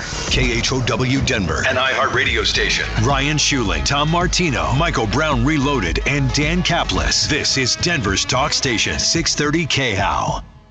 Now, impact traffic. Yeah, we're still in pretty good shape. We did have one accident southbound 25 after 6. They've got it off to the shoulder area. Is this just one for Mark, right? Actually affecting eastbound. Yep. Thank you. On that ramp a little bit more. Not that I'm thanking you for anything, but thank you. Downtown to the Tech.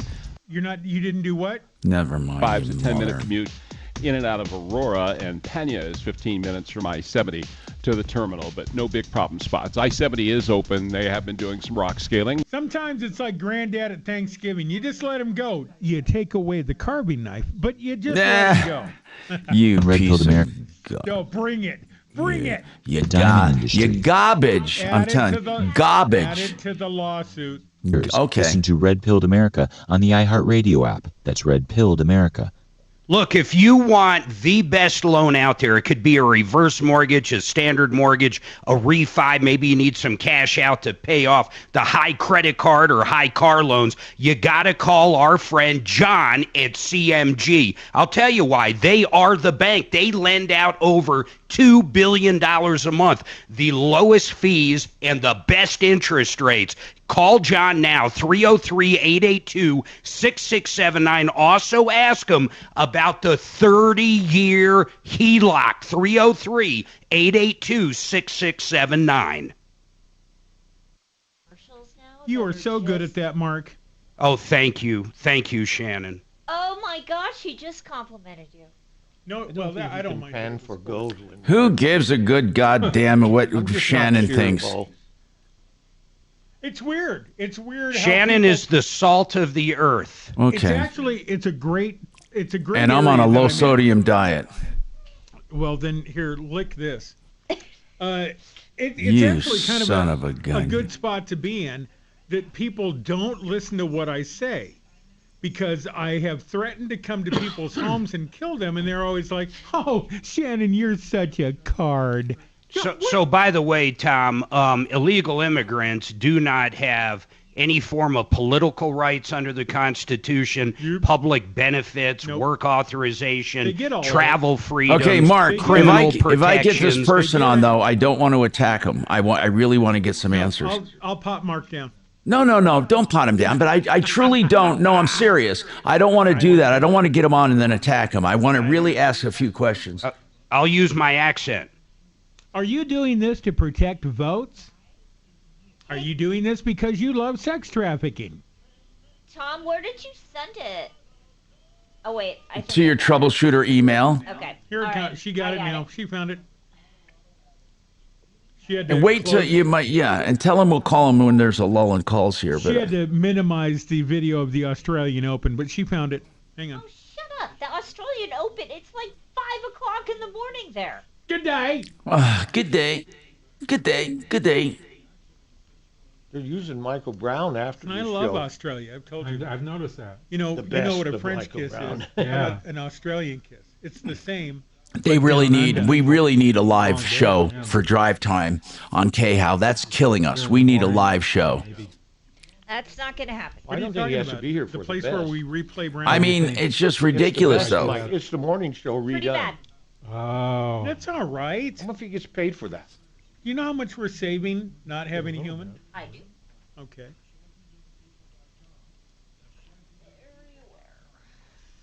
You know how you know it's that? Very aware how much They run that same by jingle music. Yeah. If it's the Oh, best. you know of what- something. 6 o'clock to 7 o'clock. You know what would attract? He does it every attention? day. Let an I mean, illegal that's have the show. project he's in now, so. Yeah, they need some additional programming. I think I heard Trump say that he wanted to get Kelly's making mental a call. asylums or institutions again. That would be good. Shut up, Shannon. No, I just want them to know you're on the phone.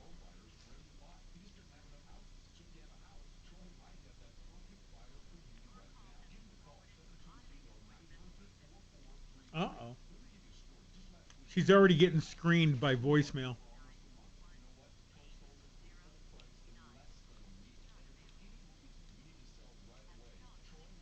I can send the last 8 minutes via email to that address if you want.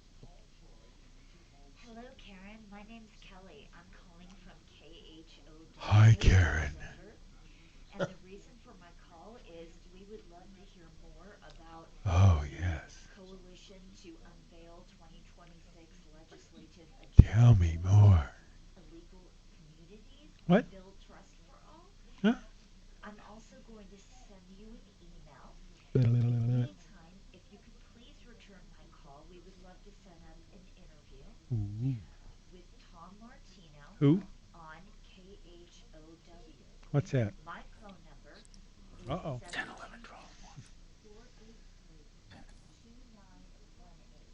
Would love to speak with you, and like I said, I will also send you an email. Thank you so much. Send me a Karen, selfie. And have a wonderful rest of your day.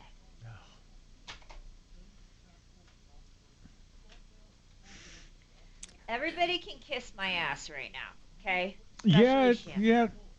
There's, let's see, 1, 2, 3, 4, 5, 6, 7 of us. I think we could all kiss your ass. All right. Holy mother of pearl. I'm almost out of here. Yeah, you are. Coming back. Here we go. But All right, let's talk to Michelle, who wants to ask about car insurance and also a small claims question. Hey, Michelle, what's going on with you? Welcome. Hi, Tom. How are you? Good. What is going on with your car issue and small claims and all of that? So my husband was run off the road by a semi based out of Texas, and we've been dealing with their insurance company who is in Kansas. They have sent us a total loss offer. By the way, were there injuries, Michelle? No, thank God. Okay. Go ahead. So they're offering, they ran you off the road. So they are taking responsibility, the trucking company? Yes, the truck driver was cited by the State Patrol. Okay. But the company is saying, okay, we want to pay. It's just a matter of how much? Right. Okay. So what is your question?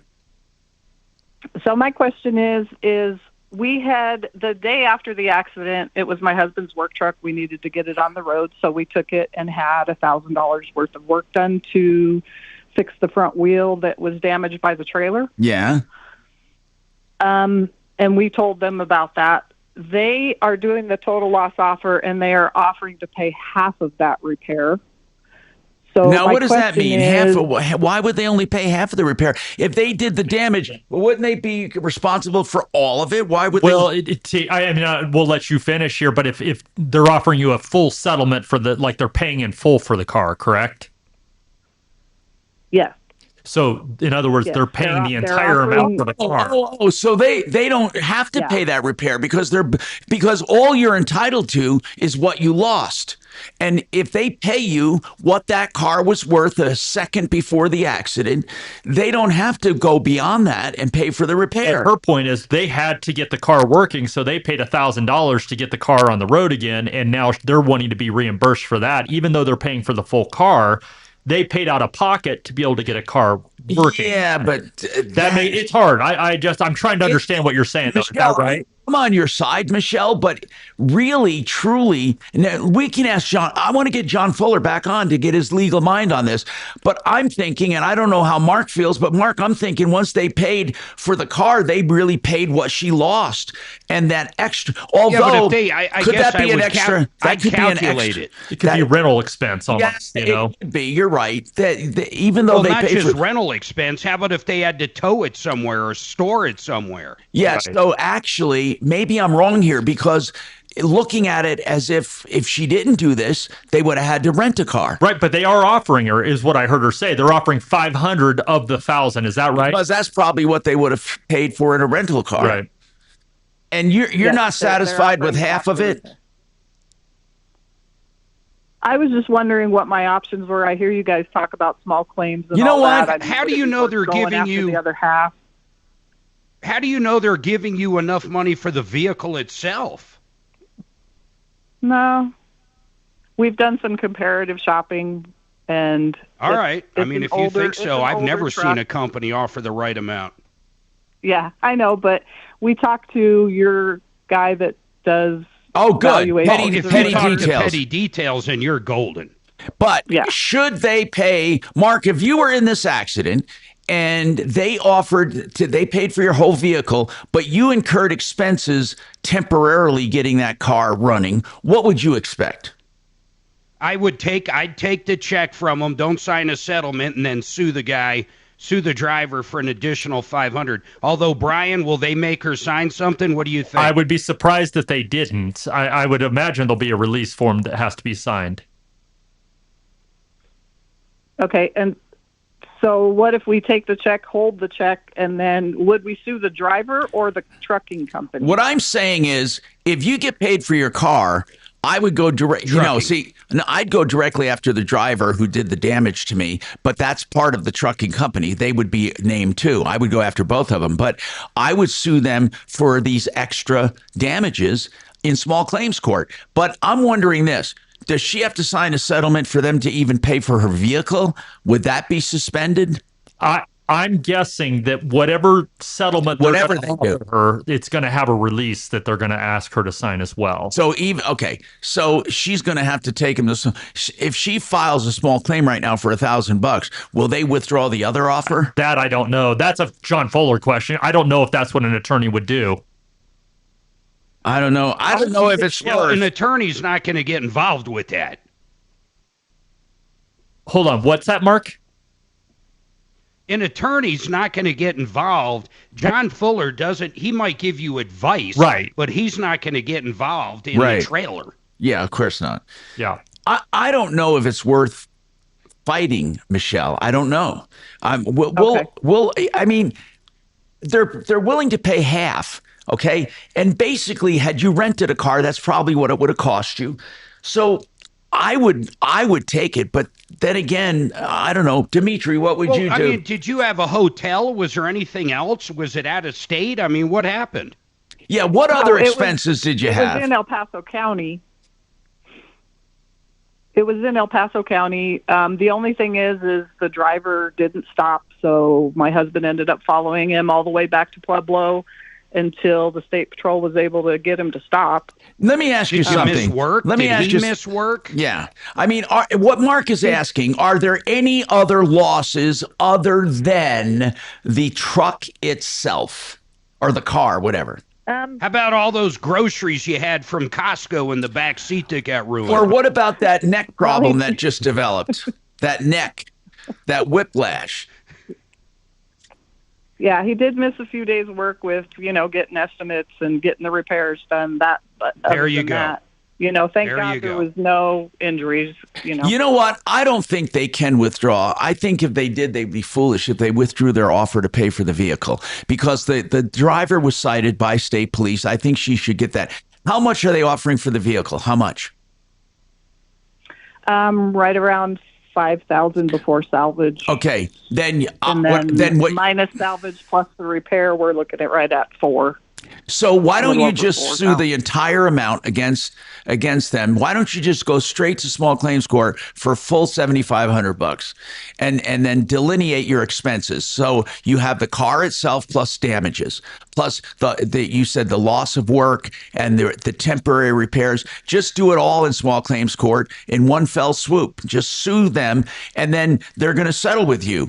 I mean, in other words, you can't take part of the settlement and go after the guy for the rest of it if you sign a release. And I'm afraid they're going to make you sign a release. So since the entire claim is about $7,500, if you think about it, because if you add up all the miscellaneous costs you incurred, if you sued for the small claim limit, they're going to say, wait a minute, what are you doing? And they're not going to want to go to small claims court. And you're going to be suing the driver and the company. I think that would bring them to the bargaining table with a more reasonable offer. Guys, what do you think? Is that a good plan or not? Yeah, I mean, even the communication of this could possibly, cause the claim adjuster to reevaluate and offer the full $1,000. Even going down this road saying, hey, if you're not going to do this, this is the avenue I'm going to go. Do we really need to go through all this? Yeah, you could say this is the avenue we're going to go, and my husband has some backaches right now. We're not even trying to get you for that. I mean, there's nothing wrong with you're not threatening. You're saying, look, the fact that he took a couple days off work to do this, there are other expenses that are related that she's not even seeking at this point. So you would think that would be enough for them to realize that the extra $500 is a no-brainer for him. That's what I would do. Play some hardball. Now, do I owe you a break, Shannon? Do I owe you a break, bro? Am I behind? Okay. Yep. Right after this. Awesome. Sorry, man. I was so late. Are we going to come back with anything? You're not late. Yeah, we no, are. You're not late. Are you okay? Shut up. Mention fix-it stuff in the springs, please. Duh! You're right. I should. Thank you, Mark. Looks real good from downtown to Tech. About 10 minutes on your drive. I didn't get that number in the springs, damn it. I didn't write it down. It's 303-888-HEAT, right? No, 719. Hey, Mark, talk to him about the springs number. It's HEAT, right? Yeah, just talk to them. They're there. I don't care what number you give out. Oh, just say that they're there. No, I got it. Okay, thank you. Right away. Industry and why gold and silver has continued to shine for thousands of years. Listen to Red Pilled America on the iHeartRadio app. That's Red Pilled America. All right, I want to tell you about Fix It 24/7. Now in Colorado Springs, going all the way to Pueblo, so you can get coverage if you have a plumbing, heating, cooling, electric, or drain issue. And right now they're doing a $39 extreme clean, tune, and check to get your furnace refurbished. That's right. They go through every nook and cranny. They take it apart, put it back together, and give you a no breakdown guarantee. So join Fix It 24/7 in Colorado Springs and, of course, the entire Denver area. 720-526-3939. FixMyHome.com. Joe Lazzara is a criminal defense attorney. I hope you never need him. But listen, on a serious note, don't ever take any accusations lightly. Consult an attorney, because with Joe, you can consult him free of charge up front. Once you have your consultation, if you decide to hire him, he gives you a flat rate for the entire case. It's a great way of doing business. Don't do things on your own, and don't shop under pressure. Joe Lazzara, Lazzara, LazzaraLegal.com, 303-429-6200. Thank you. Who said that? Who said what, Mark? A couple of callers. Said what? Huh. Said what? KRDO's got weird audio. Yeah. Sounds like it's I underwater. I've heard that from a few people actually.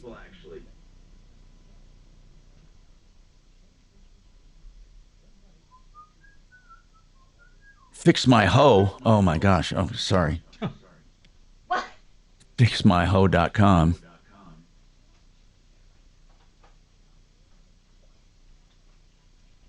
Did I put that up? Shouldn't have done that. I did. You would think they would have on the front page splash about. Do you want to put her on hold? Oh, did I accidentally leave her up? I didn't accidentally leave her up. I potted her down. Yeah, you know what I mean. Oh my God. About what? They said Tom just seems to be just not speaking in direct sentences, but I sound fine. Oh, that's what it is. Okay, I thought it was something like that. Something about mumbling. I don't know. Yeah. He's not mumbling. He's over enunciating, if anything. You know what I mean? I have no He's idea. got that vocal house, Tom? fry. I have no idea what the fuck you're talking about. How's that? It was a cocaine joke. I'm your troubleshooter. You're speaking very clearly and very quickly today. Tom sounds great, Mark. Oh yeah, yes. Mark. Yes, she is.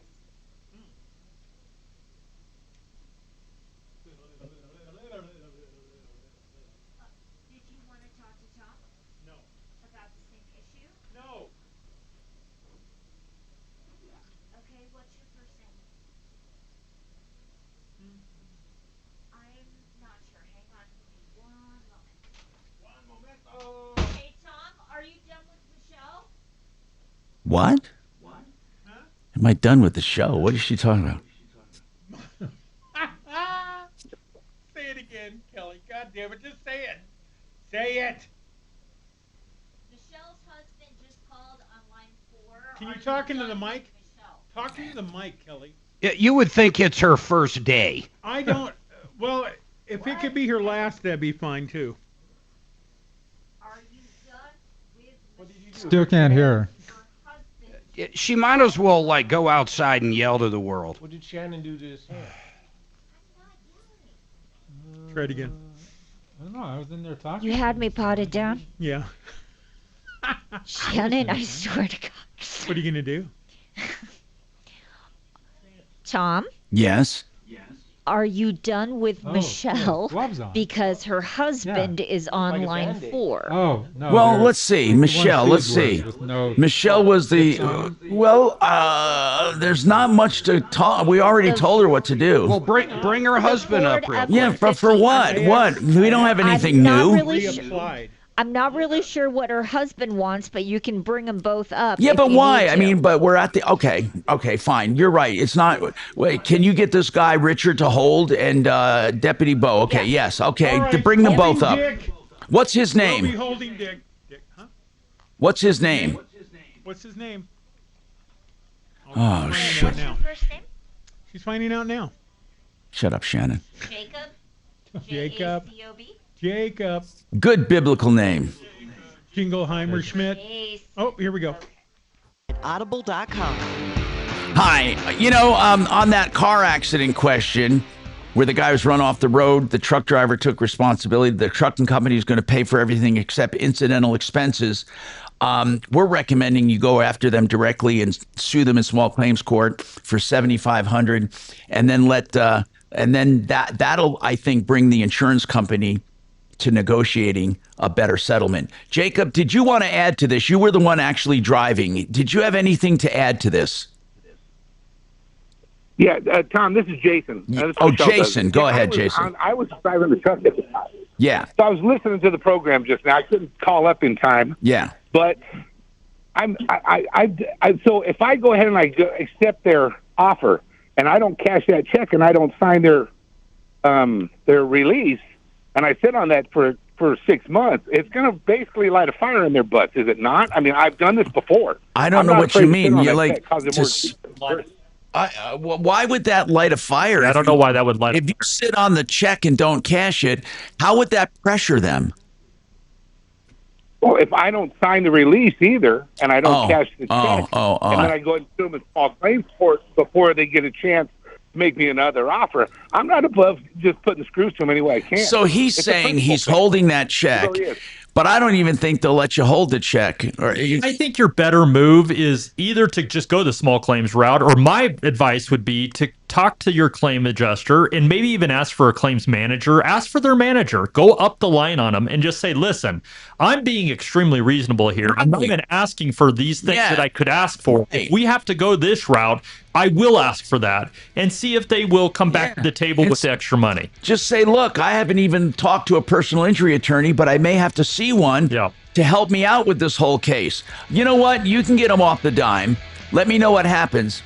I'm Tom Martino. Stick around. We got this is halftime on the Troubleshooter Show. 303 Martino, 303-627-8466. Awesome. No, I was. Mics are on.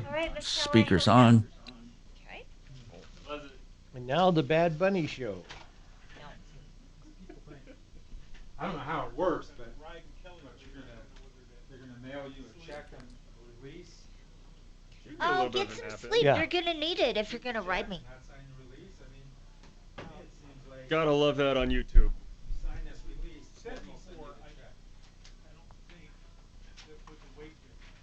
What did the immigrant lady say? I left a message, and all I'm doing is waiting to hear back. It wasn't a professional message at all.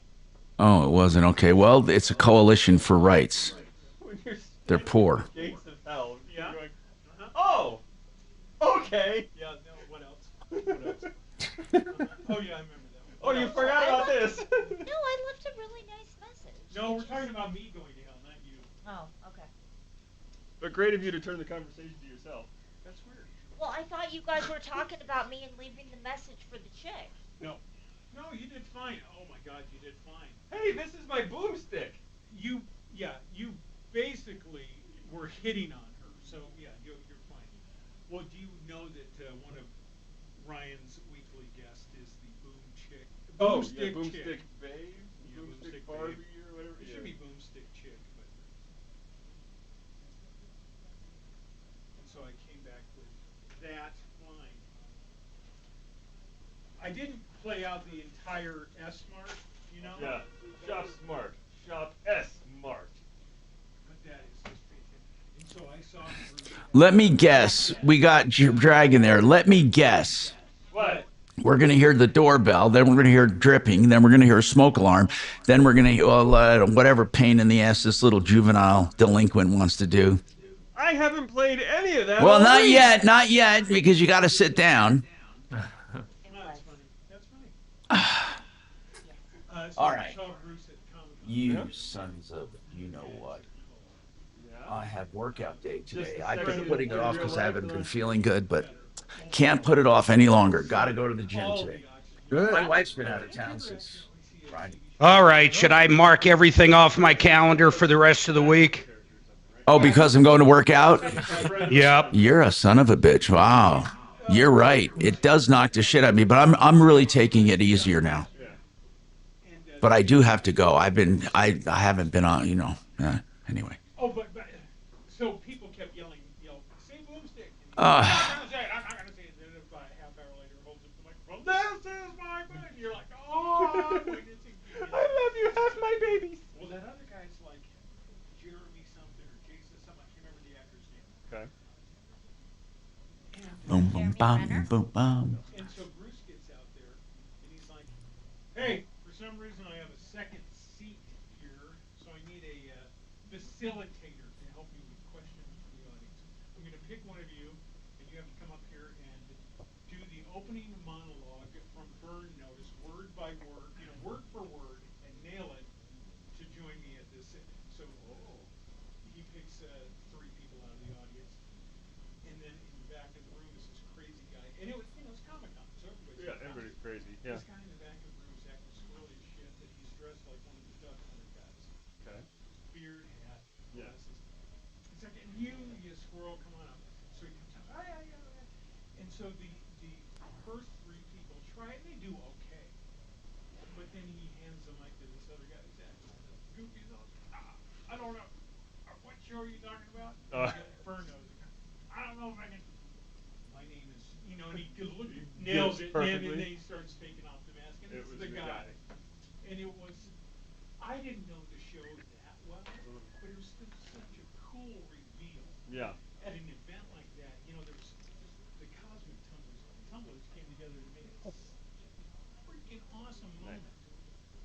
You're like, oh, why aren't more people fun? Although Shatner was kind of fun yelling at audience members. Like actual yelling? Oh, the thing from Saturday Night Live. Well, shouldn't the force field be able to? Oh my God, it's a TV show! I was partial when he yelled at Jimmy. That was fun. Oh, did he? Yes, he did. Because Jimmy just was like, I'm going to ask you this question, and starts going and going, and keeps going and going and going. No. So Shatner cuts him off. Well, Jimmy, you have to shut up and ask the question so I can answer it. It was great. Oh my God! Do you hear the story about him getting seen at a red light? Why don't you shut up, Shannon? It's a commercial. Why doesn't Shannon shut up? Oh, sorry, I didn't mean to spoil that for you. Oh, I didn't know. I thought it was a real thing because. Shut up, Shannon. Shut up. Shut up, Shannon. You mother. That is a good one. That is a good one. My God.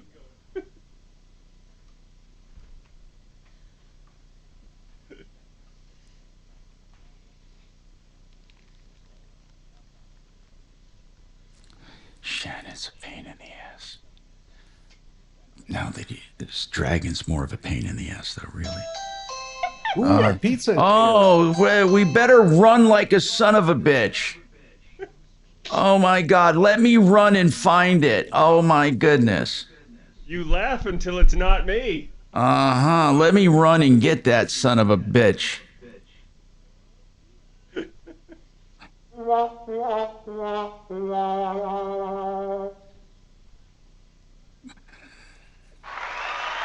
Oh, God.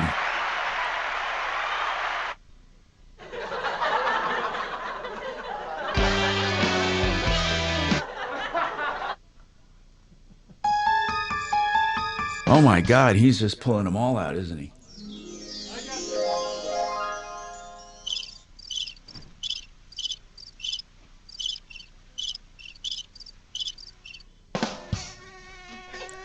God.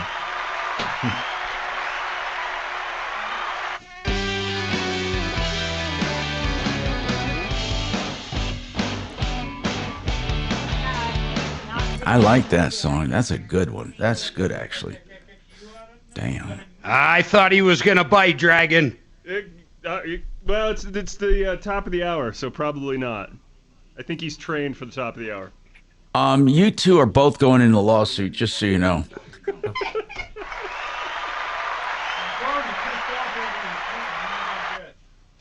Both going in the lawsuit.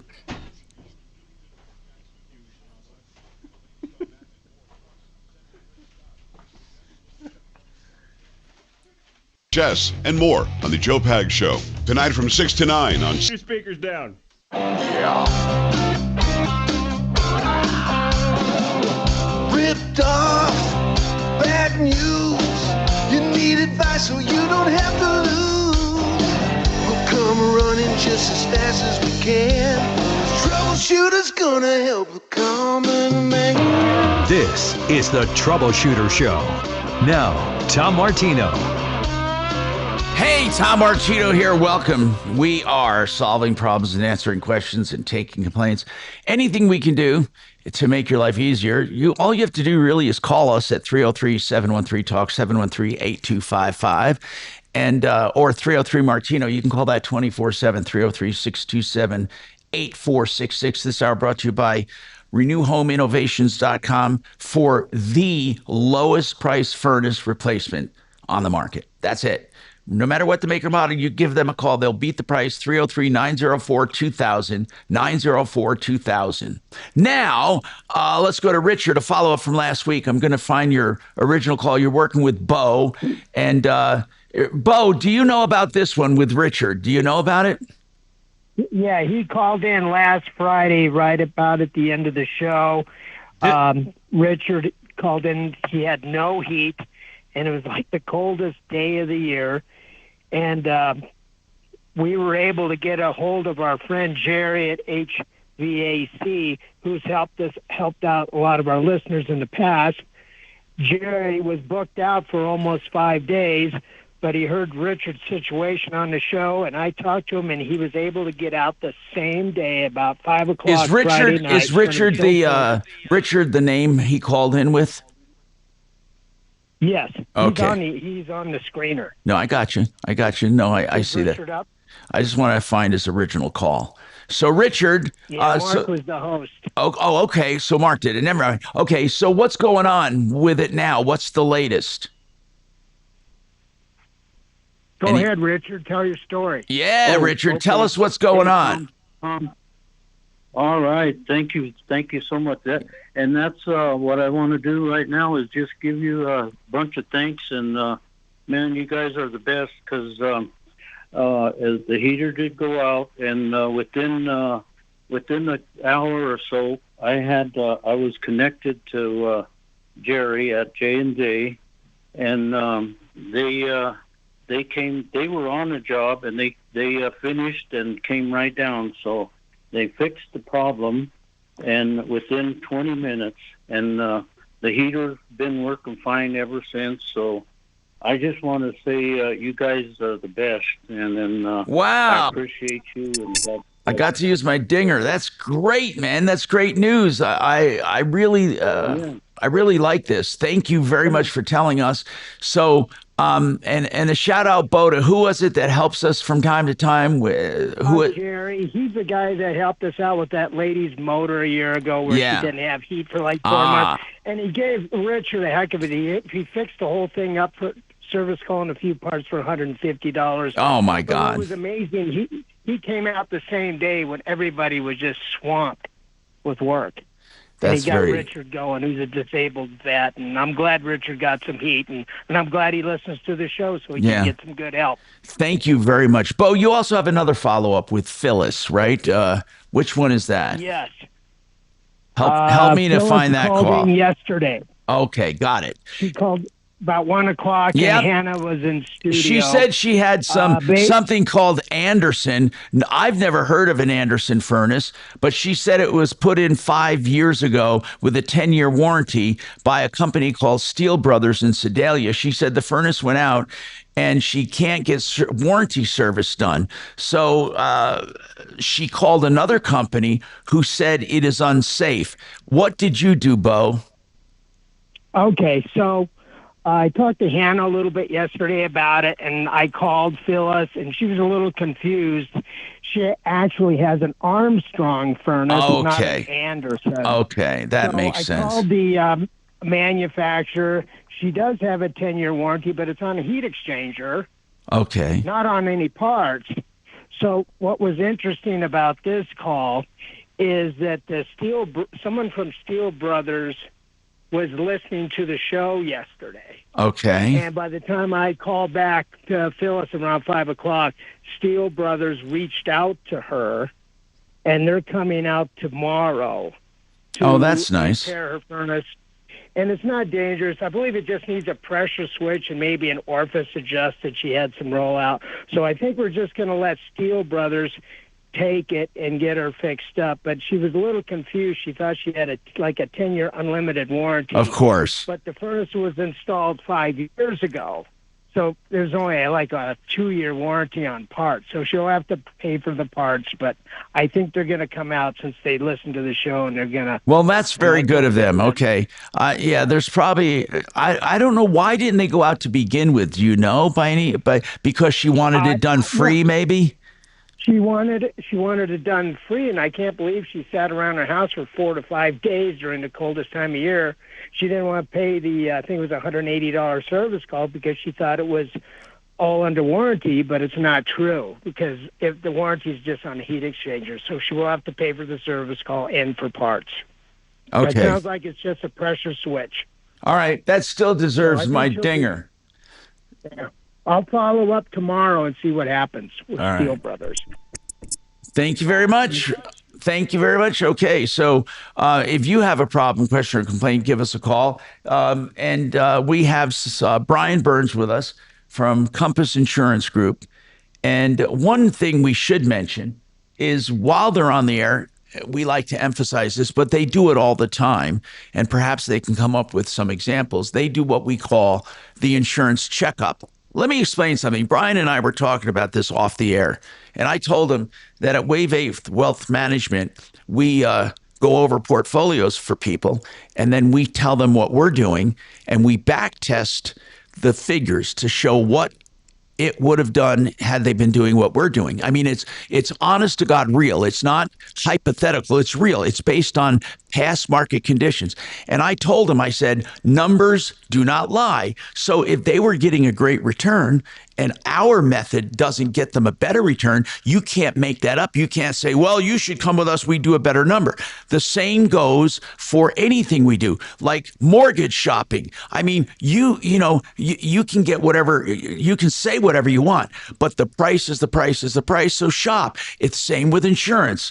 You shop. And that's what you guys do. You guys do insurance checkup. You can't tell people, oh, we'll beat that price and not beat it. I mean, it's black and white. Yes. So when you do an insurance checkup, there are times you can't save people money. You got to tell them, right? Right, absolutely. And, there is a bit more than just the premium. Now, talk about that, because I wanted to mention with a checkup, it is more than just premium. Right. Yeah. So, like, for instance, I see right here, there's a request for a quote here, and they sent in their declaration pages.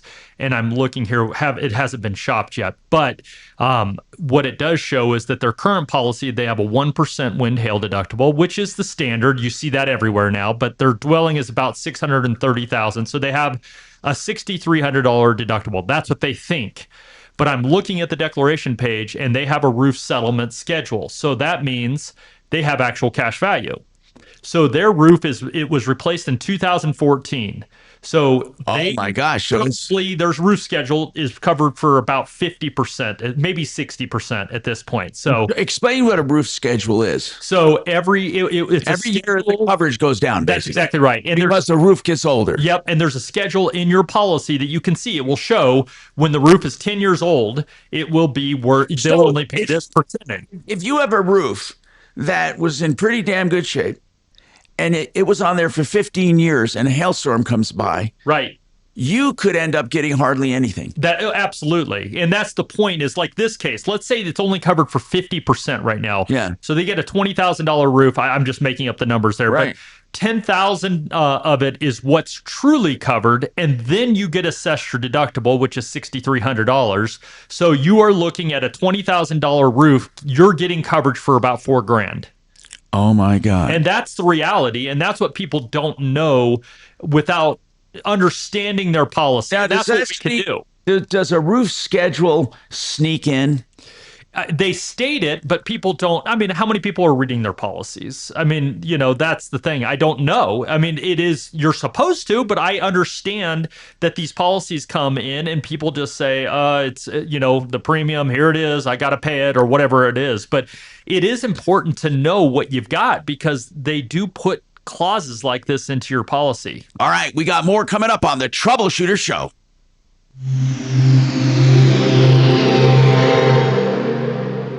Here at the Raleigh House, our team of clinical and medical professionals provide unmatched care for depression, trauma, anxiety, and addiction.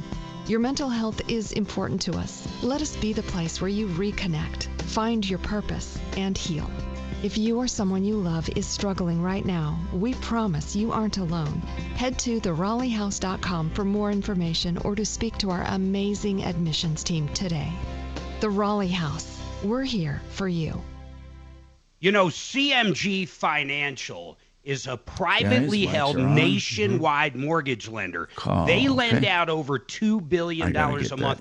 And I got to tell you something, their products are not only innovative, but vast. Their all-in-one loan is a smarter way to borrow and pay down your mortgage faster. Their home funded can help with down payments by crowdfunding or gifting for first-time buyers. There's also options like FHA, VA, USDA, jumbo, low down payment programs. They have it all. If you're finding it hard to get a loan through another company or a broker, please go direct. These guys are the best. Call my friend John Clace. You're going to love him. He's one of the big dogs for CMG right here in Colorado. 303-882-6679. He can help almost everybody get a loan. 303-882-6679 or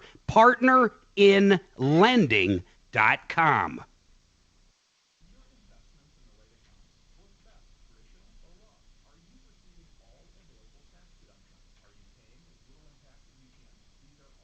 Hey guys, Tom?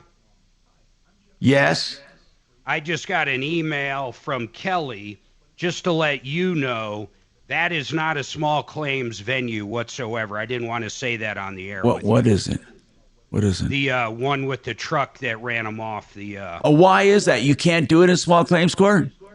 Yeah, because they're all they have to do is say no because they're out of state. Small claims is for people in. Okay, I didn't know that. Okay. Well, you can mention that, and so what would you do in a case like that, D? Well, if they do business in Colorado, if they have a presence here, they can be dragged into any court. But it was in Kansas where it happened, right? So we don't even know. Oh, I didn't realize the accident was in Kansas. Yeah, they said it wasn't it, Mark? It was in Kansas, wasn't it? No, they said the accident happened in El Paso, meaning up around Pueblo. Oh, okay. Okay. So they were in yeah, they Kansas were as already well. they were in Colorado. I think the trucking company is out of Texas, was my understanding. Yeah, but they're tough cookies. I mean, if they don't want to get sued in Pueblo, don't come to Pueblo.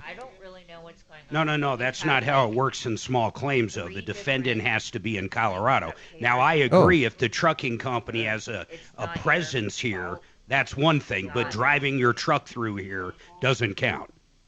I don't know why it wouldn't count, though. What do you mean driving your truck through here, Well, Mark? of I course thought it they wouldn't actually do business here or not. You think you're going to make someone in Hawaii, for example, fly here for small claims court? No, I don't know. That's why I'm asking. I don't know the rule. And small claims court is for people that reside and live in Colorado. Well, but we also gave them the advice. But haven't you sued people that had an agent here that didn't have their main office here? They have a presence here, like a bank. They have locations. Okay, so you're here. saying this other company doesn't have a presence? I don't know, but if they don't have a presence, Got here, it. Most trucking companies aren't going to be out of Colorado. We're just too expensive. But our advice was still possibly to tell them, hey, I haven't even mentioned some of the pain I have or whatever, and mention a personal injury attorney. Like, hey, is this the route we have to go? So hopefully, that advice might scare the shit out of them over $500. Right.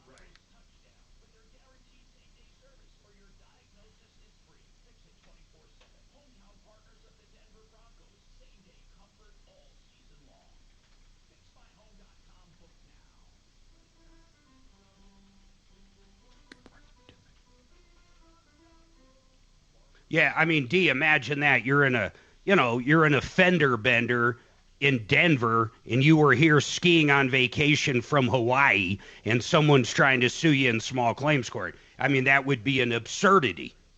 Yeah, but what is the difference for this Hawaiian between getting sued in, say, county or district court here in Denver or small claims court here in Denver? Well, because small claims is made for small claims. I mean, it's totally different. I mean, well, she has a small claim. You can't sue in small claims for an apology either. Yes, but that's got to be monetary. Right. But that's different from, hey, just because they're not from here, you can't sue them here. Well, you can't. I mean, I don't know. I didn't write the rules. Well, Mark, you have sued people here, but you're saying because they had a presence here.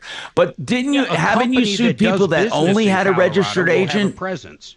But haven't you sued people that only have a registered agent? If they have a registered agent here, they're open target for small claims. Okay. I think I understand what Mark is saying, and I believe he's substantially correct. Well, of course I am. I think That what would he's be a- that referring would be to a- is what's called fallacy of falsehood if I wasn't correct. a diversity of Number citizenship. Number two. However, I still think that just driving through this jurisdiction makes them subject to our courts.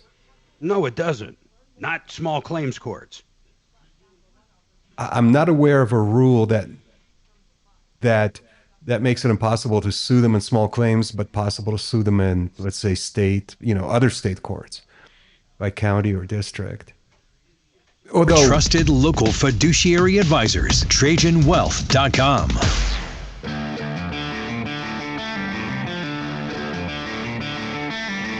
Hi, Tom Martino here, 303-713-TALK, 713-8255. Brian Burns is with us from Compass Insurance, and as I was saying, with an insurance checkup, they not just tell you if you're paying too much, but maybe you don't have the coverage you thought you had. In some cases, even when they weren't able to save on premium, they saved people's bacon because the first loss they would have had on a roof would have been devastating. Roof schedules, I want to tell you why they came about. A roof schedule is where they take your roof, and depending on what year it is in its lifespan, there is an amount they will pay.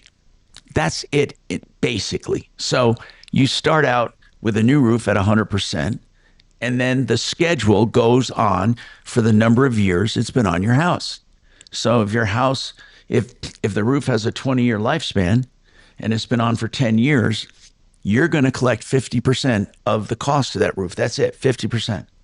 You're not going to collect the whole thing. Now, why are roof schedules there? Well, I'll tell you why.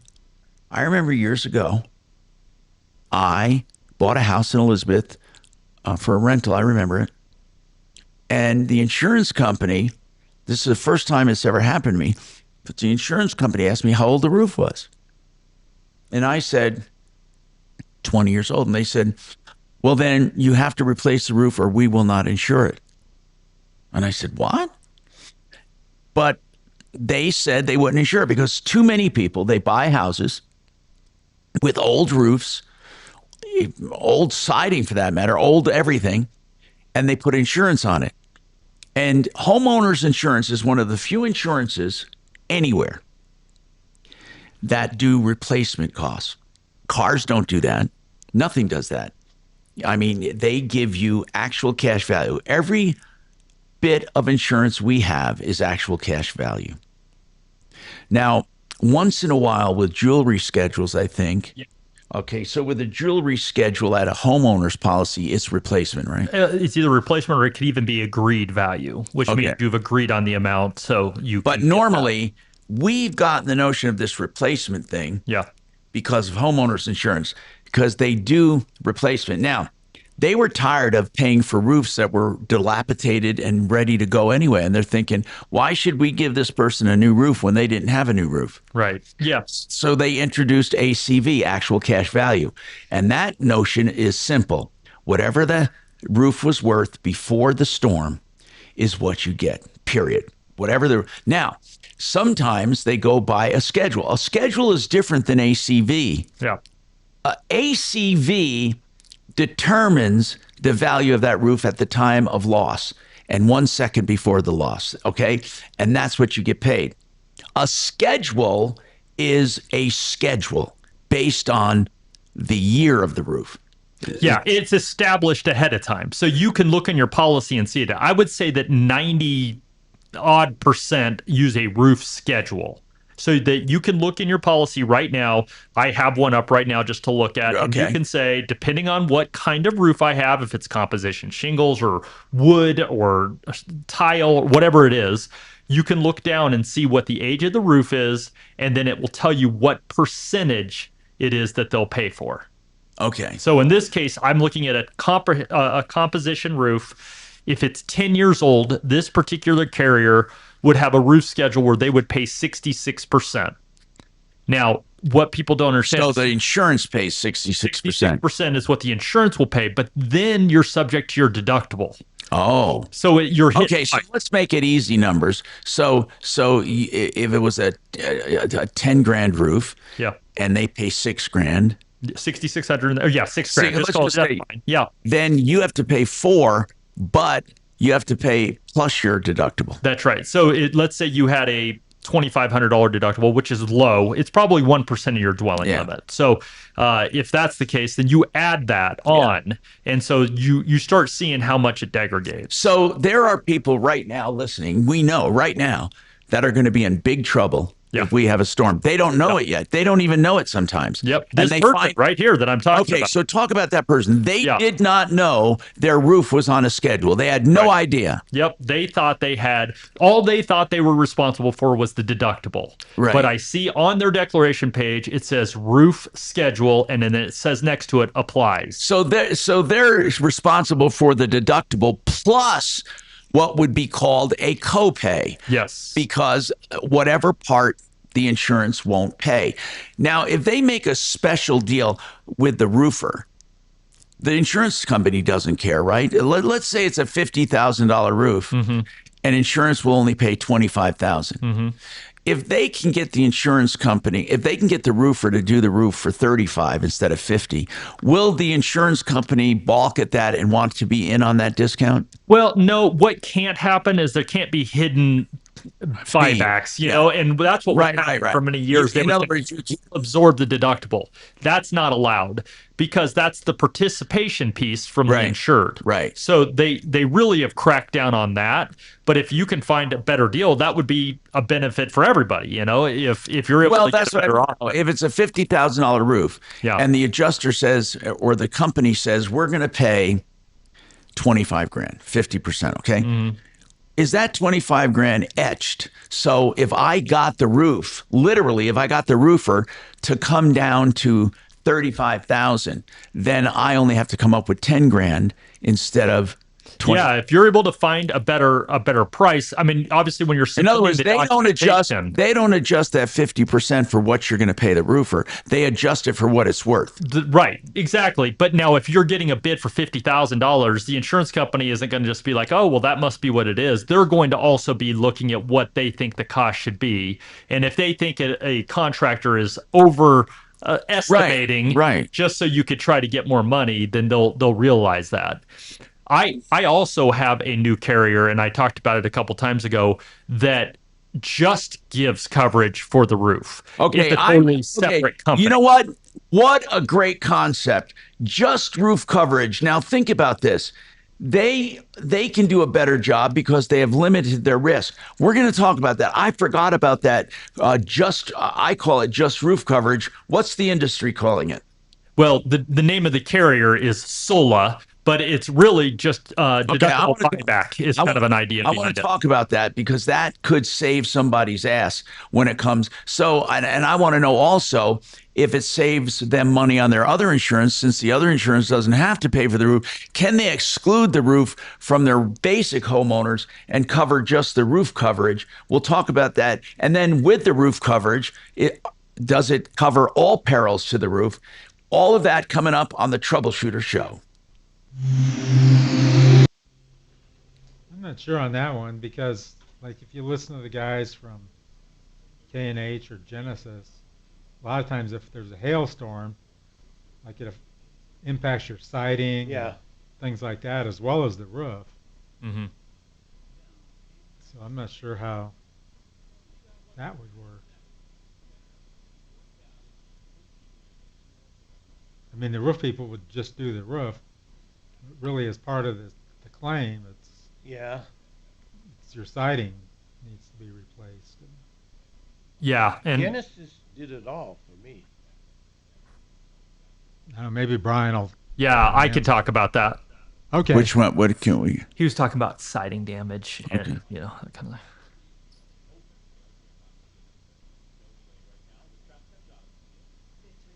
Well, I drove out north once after a storm. Siding damage. I mean, it looked like it went all the way into the living room. Yeah. Good afternoon, Tom Martino Show.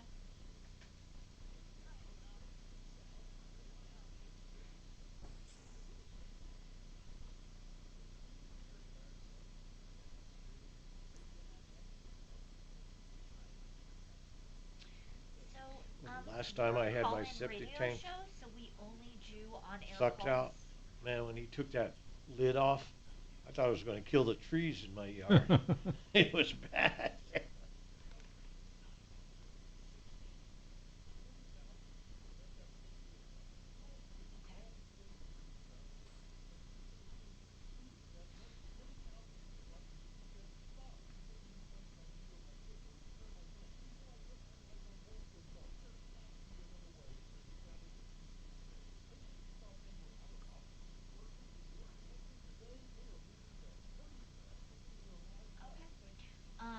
What you can do is send me an email to help@troubleshooter.com, and I will forward that question to him.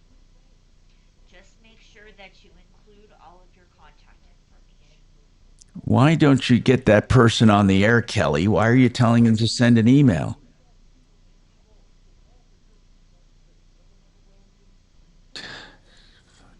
That's a good question, Tom. It's a really good question. Duh, because we're a radio show.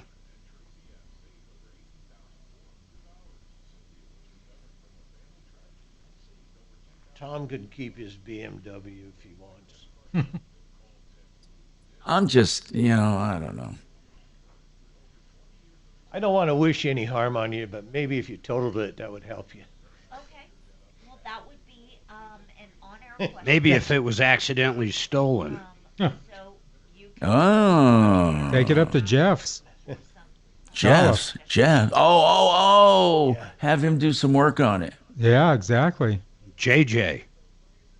The other thing you could do is go on. Wouldn't that be funny if there was a mechanic, listen to this, that has a wink deal and it gets around in the underground that when you take it to him, it will conveniently be stolen for you? Just drop it off at Jeff Jolliffe's for a tranny. Yeah, that's what they said. But what if a guy really did that? Like that was, and the customers knew it. In other words, it's a wink deal. Our email address I swear, there was a place at 8th and Laddie that did that. for your I must have taken a million stolen car reports from Wow. cars that were in there for service. assistance with a company or anything like that, you can either go to referralist.com or you can go on air.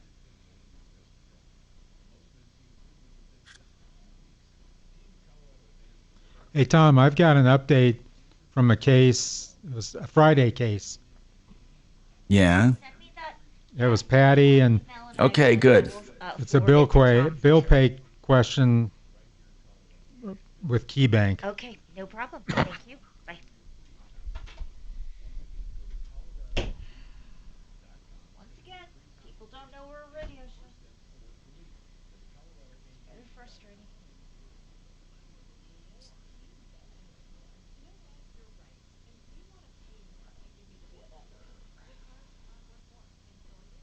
Deputy, let me put that down here. Deputy Dollar.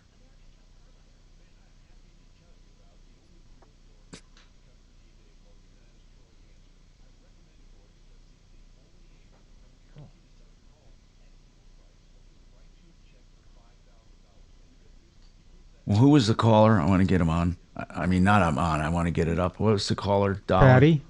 Patty? Yes. Okay. And it was when? Friday. Okay, thanks.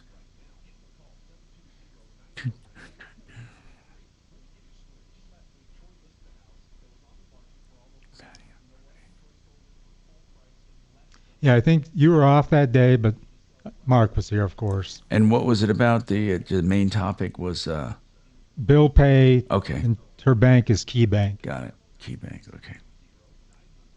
It's probably not in here, but okay.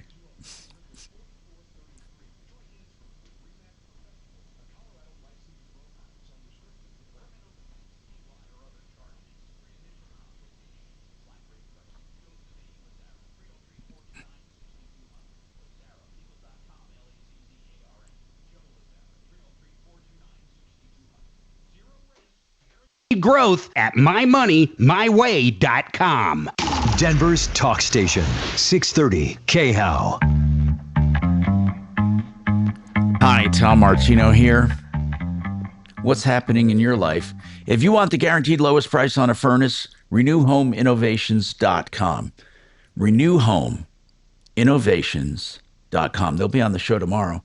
303-904-2000. And they mean it. They mean it. The best price, the lowest price, 904-2000. Now, let's talk to Deputy Dollar, who has a follow-up. Dollar, what's happening? Thanks, Tom. Yes, On sir. Friday, we had a call from Patty. Yeah. Who uses, her bank is Key Bank, and she uses the bill pay service to pay her landlord. What is the for bill monthly pay rent. service? What does that look like with Key Bank? Do they actually send out checks? Well, they probably use the same service that Chase and Wells and everyone else uses. Some people call it check free, but it's actually a company called Fiserv that How does processes. how does it process? I'm just curious because I know with mine, I just do my auto pays I do with ACH. With a bill paying service, do they actually mail out a check or what? How does it work? Well, if the bill pay service can talk to the merchant electronically, everything goes electronic. Okay. But in this case, the landlord is small and there's no way to really, he's not connected to that network. So what happened? The bank will send out a physical check. Okay. So she uses Key Bank's bill paying service, and what went wrong? Well, I think it was for the month of November, her landlord never got the check. And sometimes that happens. You know, the mail, maybe the mail service lost it. Maybe your landlord did get it and misplaced it. Yeah. Who knows? Yeah. But she opened up a dispute with Key Bank. She kind of got a little runaround about when the money would be returned to her account. I talked to her and just assured her that everything would be fine.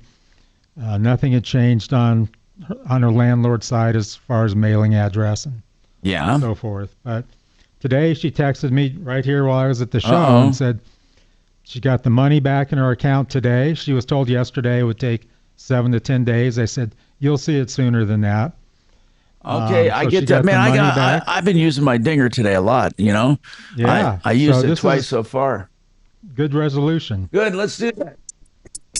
You know, it's nice to have days like this where you can use that dinger, you know, and then of course there are always those other days.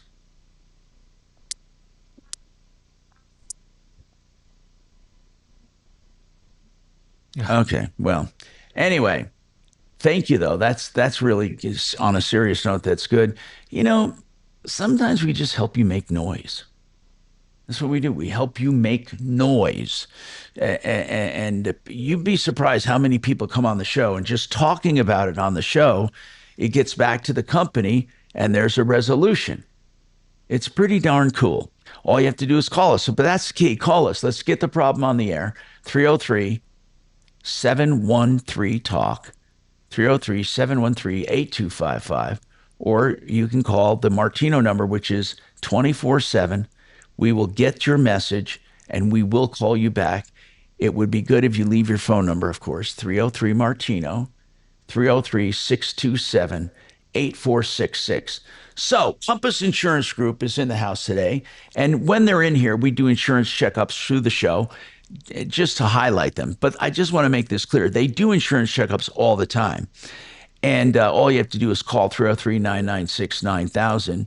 And I believe it's part of your phone tree, isn't it? It is. And then what about quotecompass.com? What do they get there? They can go on there and actually fill out. Right online? They can do it online where it would fill out the information we needed, get it to us, that we would shop it and get back to it. All right. So do you have any examples right now? Well, I will have one at the next break. There's a few that came through from our last time, so I'll let you know what those are. Okay. Now we're going to talk about just roof coverage that we talked about. So what is just roof coverage? What is it? Well, and is this the only company offering it? So yeah, and it's I probably mischaracterized it because some of the guys that are on the call here too were asking. It isn't just roof; it truly is hail coverage. Is how I would present it.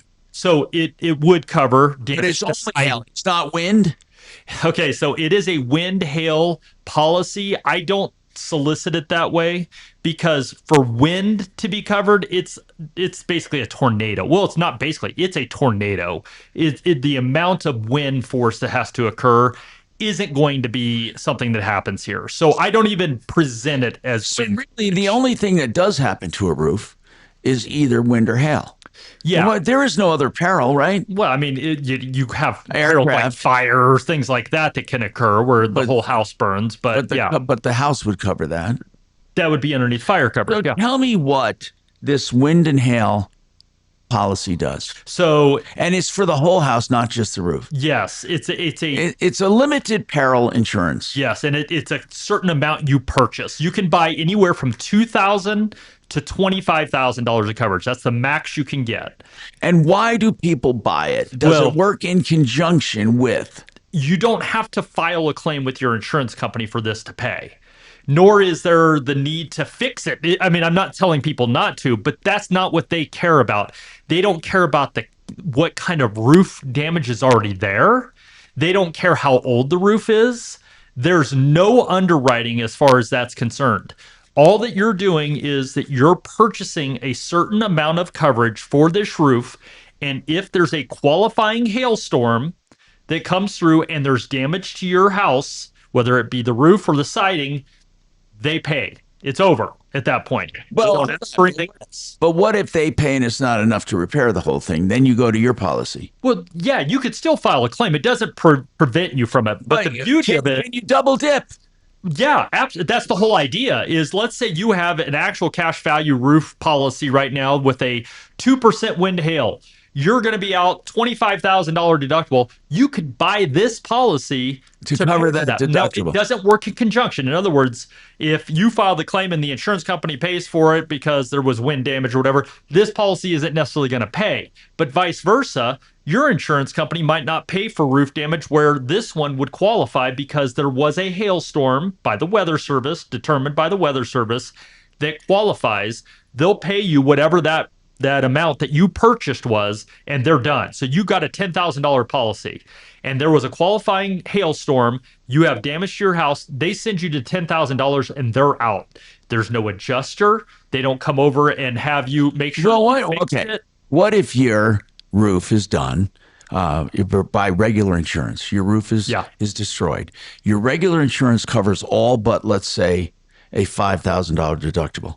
Can I put in a claim for more than that with this other coverage? It's not even you're just putting a claim in for the amount you purchased. So yes, it could be you could have purchased a $20,000 policy and you turned it into your insurance company.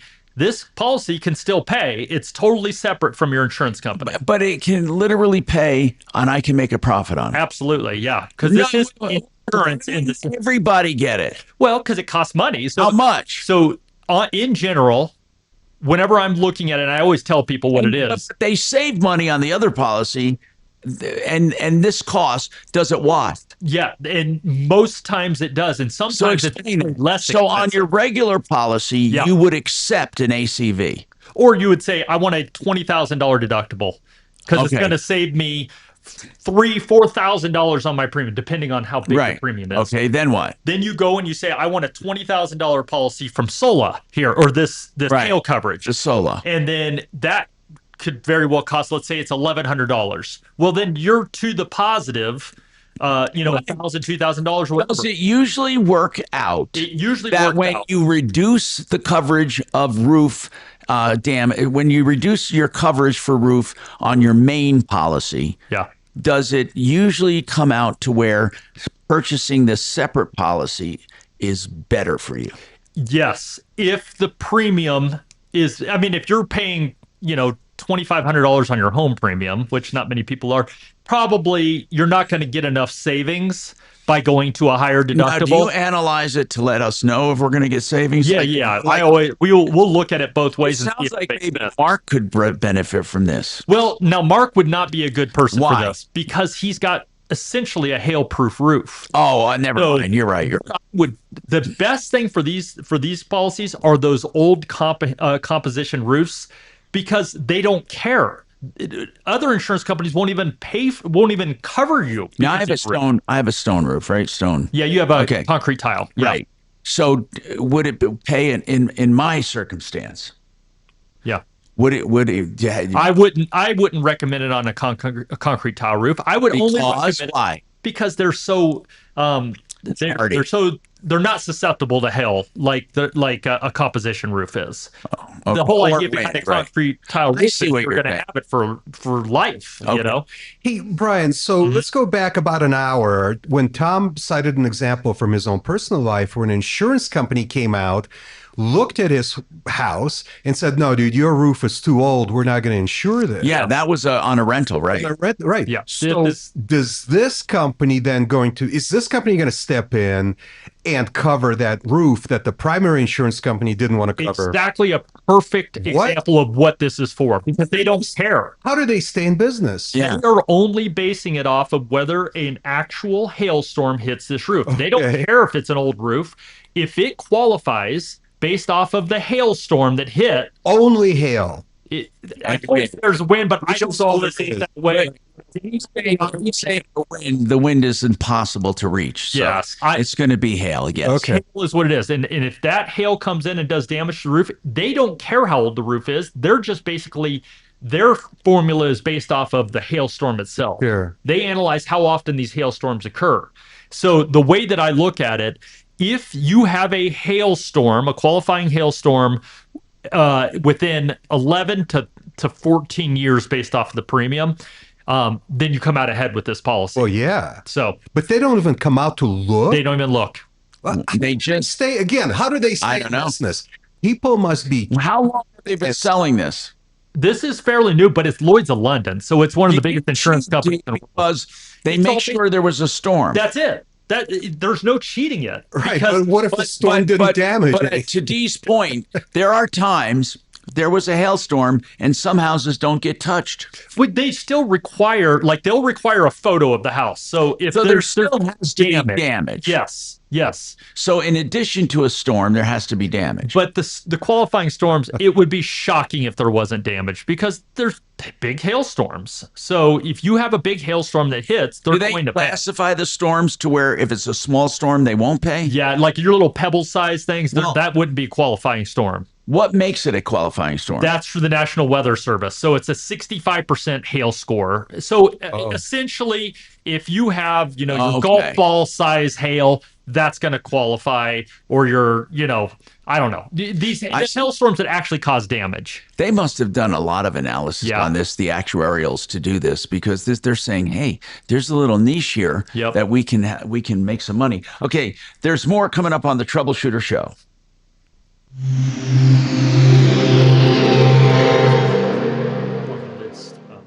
Now, impact traffic. One spot of drama on the south end of town, I-25 northbound after I-225. Two right lanes blocked due to an accident. This one's seen stop and go back from Bellevue, exit 199. Seen about 5 minutes of delays there. Crews on site. This one may be around for a while. Out west into the high country, a stall on I-70 westbound between Lookout Mountain and Genesee Park, exit 254. Right lane blocked with some minor delays. Otherwise, folks getting by it just fine. With traffic, I'm Mark Swan. This report is sponsored by the Our American Stories podcast. This is Lee Habib, host of Our American Stories. On our next episode, we'll share the story of the woman behind the Wild West's most famous lawman. You won't want to miss the next episode of Our American Stories. Hey, if you want to be a landlord without the conventional risks and hassles, as I say, try the Vestera Turnkey Way. Now, Vestera is a system, and they help you become a landlord in a promising market with good equity growth and strong economy and strong rents. They hold your hand on buying the house, managing it to rent it out with a management company, and then ultimately selling it for profit. If you want to find out more, on the 21st, I'll be there with Barry explaining it at this place that you can find out about. I want you to sign up. It's in the tech center at mybiggestreturn.com. Find out more about Vestera Turnkey, mybiggestreturn.com. And if you can't wait, give them a call, 303-888-3788. Gravina's, you know what I say, they have the greatest windows, but I should say they have the greatest windows because they have the greatest selection of windows. And when you have selection like 50 brands of windows, you're bound to find something right for you, whether it's your dream home, your beautiful home. Rolly Purifoy, my buddy and sponsor for many, many years on the show, he just had Gravina's go out and do his dream home that he's been in for years. It's a big schoolhouse that he renovated. He said he couldn't have been happier than with Gravina's. He's even going to call in and talk about it. 303 Gravina, window siding doors, and they've been around more than 65 years. 950 West Evans, 303 Gravina. Hey, Tom, check your email. Yes, sir. Don't talk about it. Okay. It's about Brian Burns. Don't talk. Come on, that was funny, Brian. You got me on mute, Tom. They said some guy in a Model S that looked just like Oh, Brian. yeah. Okay.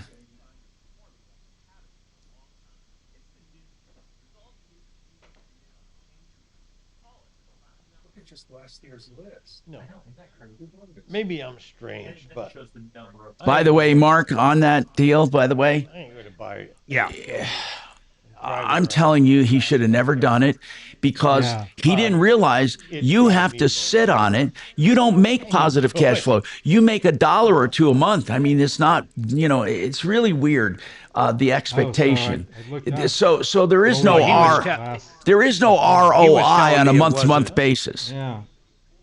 Yeah, I know, but he was just sharing it wasn't rented in. Okay. Let me do that then here. Did Henry talk to you? Yeah, in so many words, not yeah.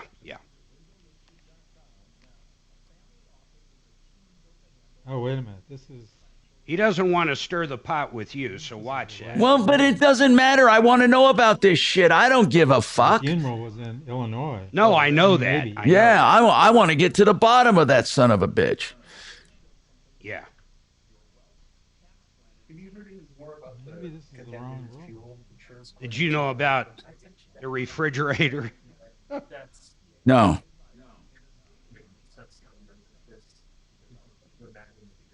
It was stolen. Oh. This may be him. And the Chevy dealer. Yeah. He died in 97. Oh, that's a long time ago. Yeah. No. 97? Oh, no, I believe you, but I don't.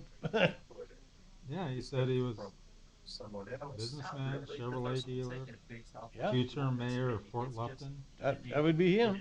Yeah. He was the original car day guy. Yeah, I know. An accident where you smack into something. So, and it's mechanical in nature. Ultimately, what it is, because our engine breaks down. Say something for sure, I guess. Drill a and stroke the engine. Is that covered? Well, again, it's all going to stop with itself. Yeah, because he would always talk about Corvettes. Yeah. I think he specialized in them a little bit. Kind of, yeah. He was the Corvette guy for Colorado. Right. Yeah. Because that one company back east is the Corvette. Okay. You see him every once in a while at football games. Oh, yeah. Begins with an M, I think.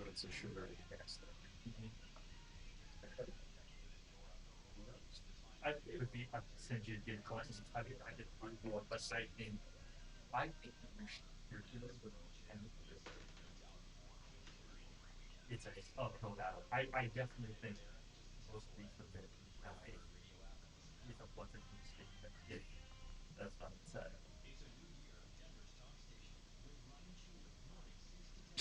Well, we're on the 1 o'clock break, no wonder. 2 to 4, and Dan Kaplis 4 to 6. What better way to start the new year? Denver's talk station, 630 KHOW. Hi, Tom Martino, your troubleshooter. 303-713-TALK, 303-713-8255.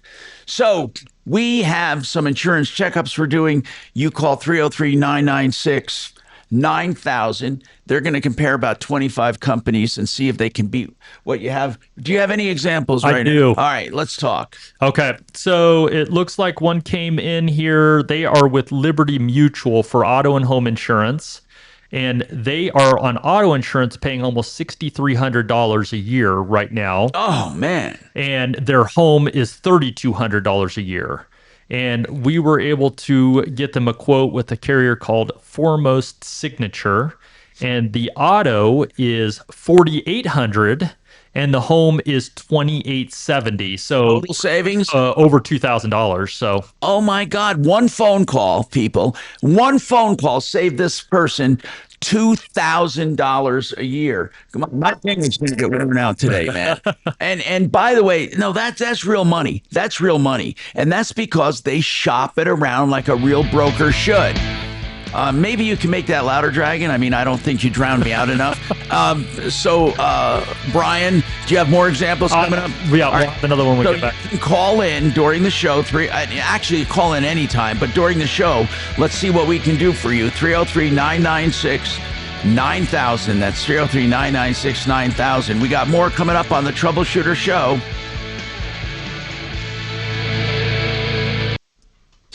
Hey, Brian, who does your life insurance quotes? Jennifer. You guys do life insurance? I'm telling some guy to call her right now. Just term life is what we do, but I dropped all my life insurance. I'm all over that. Okay. Yeah, I don't have any life insurance. Yep. If you got annuities and Yeah. I figured he shared some of the frustrations with you. Yes, he did. But Okay. I didn't know it was still going. I thought everything was taken care of.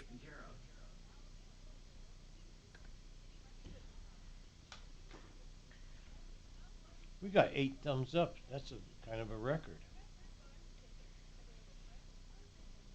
I never paid much attention to that. I don't think you can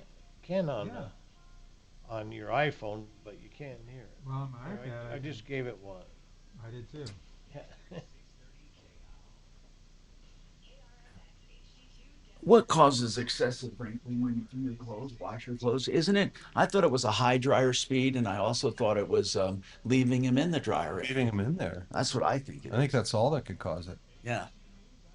Or if they're damp and left in. My kid is at school, Mhm. and he's saying he can't. You know, the clothes are too wrinkly. He wants to buy a steamer. I mean, I don't mind getting a steamer, but I mean, I think that it fucking probably leaves him in there for. So is there any future of your kid leaving the household yet, or is he still with you? Well, he had an interview downtown today. There's a company downtown that owns like North Face and 3 or 4 other outdoor companies. I forget the name of what the company is, but and they own Merrill, which does shoes and hiking boots and things. He's had like 3 interviews with Merrill, and then got out of his interview and said that they're going to refer him to a final interview. And then he went to lunch with one of the guys that interviewed him. So fingers crossed. None of it will require driving or anything? Or? Well, he'd have to either be near light rail, or he goes back and forth on living downtown. He said the homeless, it's just so bad down there. That really turns him off. But if he got a place, he could walk the light rail. Yeah. And then walk back. That would be okay. Or even take his bike. Well, I don't know. I'd hate to leave my bike locked up at light rail station all day. I think you can take bikes. Can you take bikes onto the light rail? Yeah.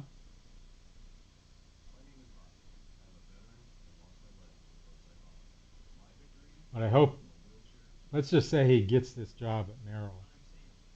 I hope I don't mind, well, I do mind him living with me.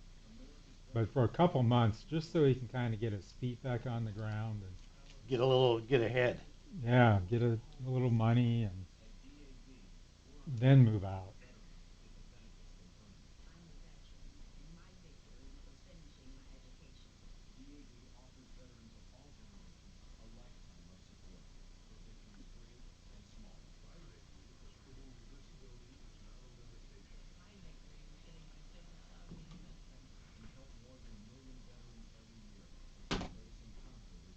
Yeah, so did that caller yesterday, did that person say fuck? I thought he did on the air. I thought I heard frig, but Tim thought it. yeah, Tim thought Tim in so. the chat room thought it was that way too. Mark says they only have 10 seconds. I thought they had 30 seconds. What's that? 20 for the delay. 10 and 10. 10, okay, 10 and 10. What's 10 and 10 mean? You can hit it twice. Oh, okay. What happens if Dragon's out of the room and no one's in there? Well, I can hit it on the phone where I sit. Okay.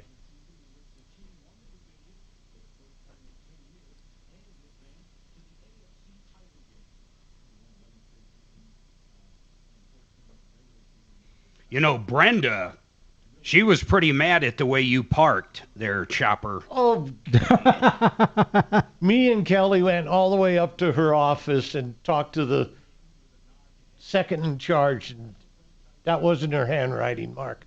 Nice funk, though. No, seriously, she came to me and said, whose car is that?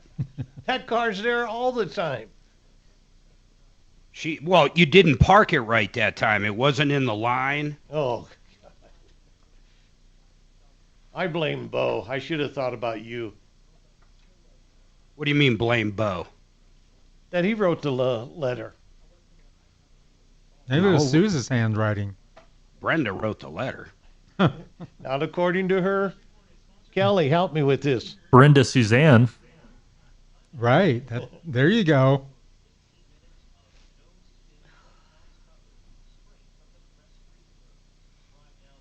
I need some help training my new Malinois soon, so I'm hoping you can come over, Chopper. Your what? My new Malinois. Melon? Yes.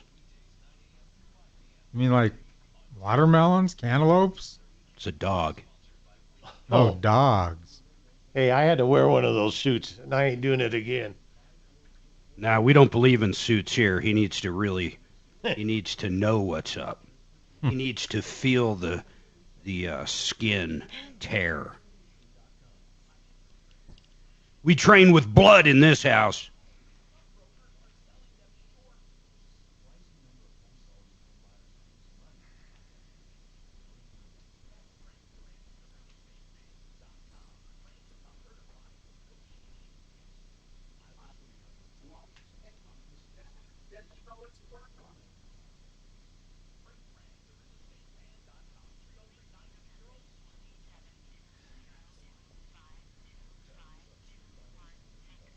Tom, what did the previous owners of this house hoard?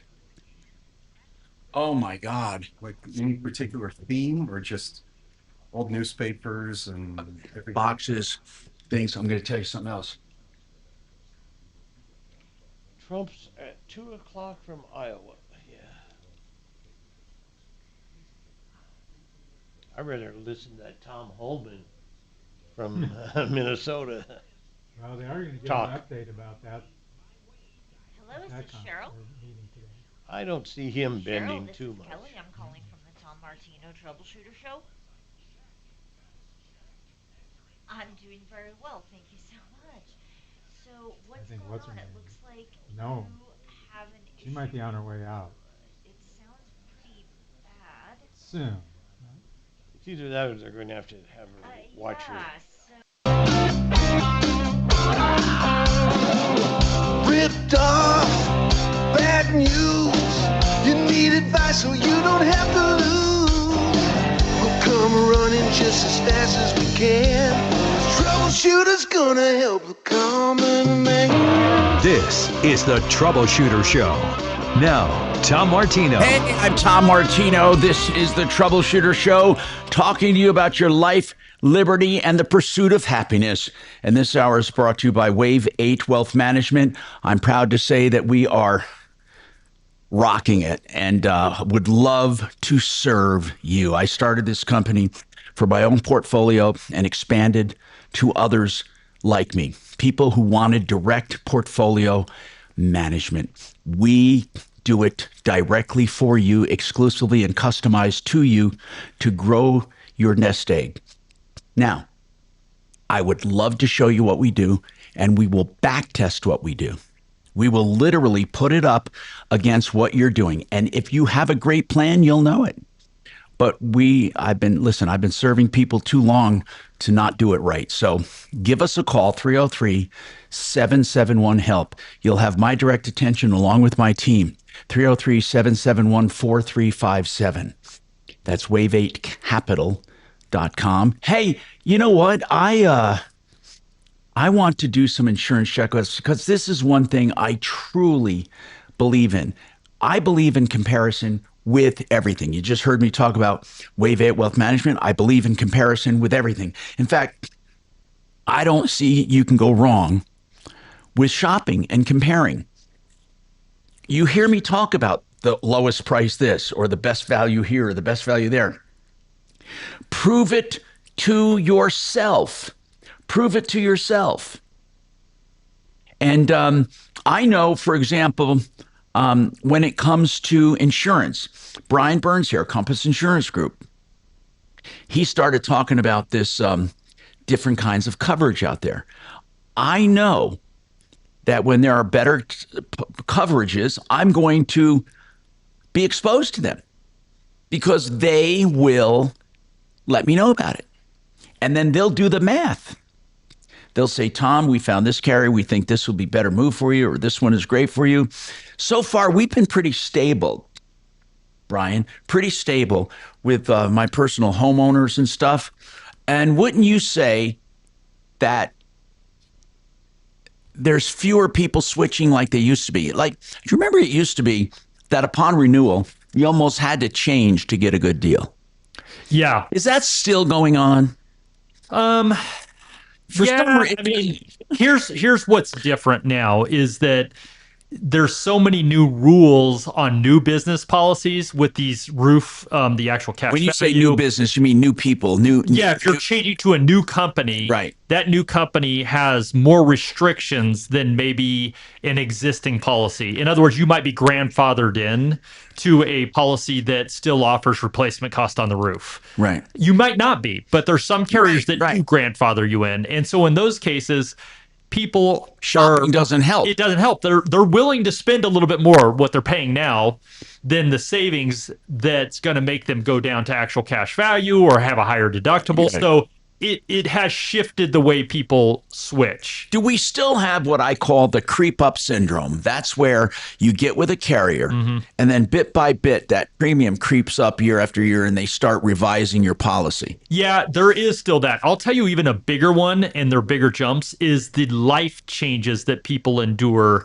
where specifically like Dimitri mentioned in the beginning, where you have a young driver coming onto your policy and you just think, I'm going to stay with my current carrier because I've been with them, I'm adding my kid. Well, what you really find there is someone that gets added onto a policy that is paying dramatically more than they need to because some carriers just don't want young drivers. Okay, so you shop. You still should shop, in other words. Yeah, but specifically it changes like that is a really good time. Especially with life changes. Yeah. Cheryl, you're calling for a friend. Go ahead, Cheryl. What's happening with you?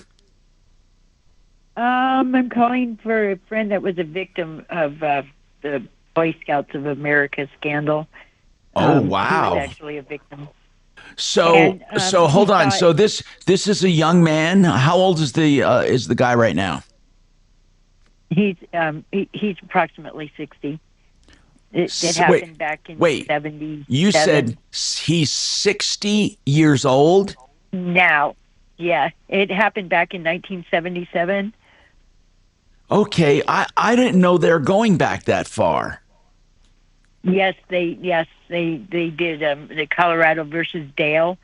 Here in Colorado, he abused quite a few young boys, and the Governor Polis lifted the statute of limitations on the children sexual abuse cases.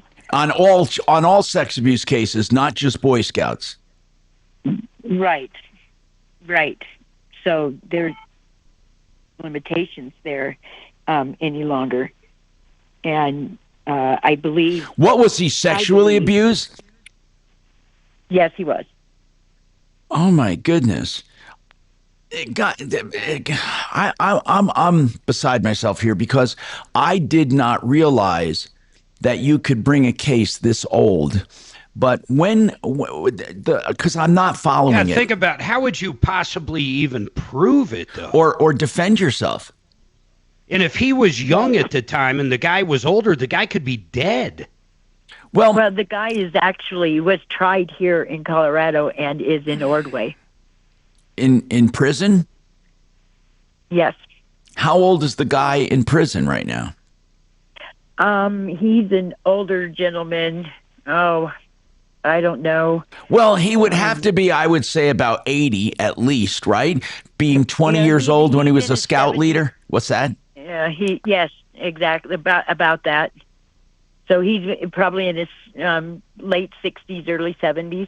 Well, your friend's 60. How could he have someone his own age that abused him in the Boy Scouts as a leader?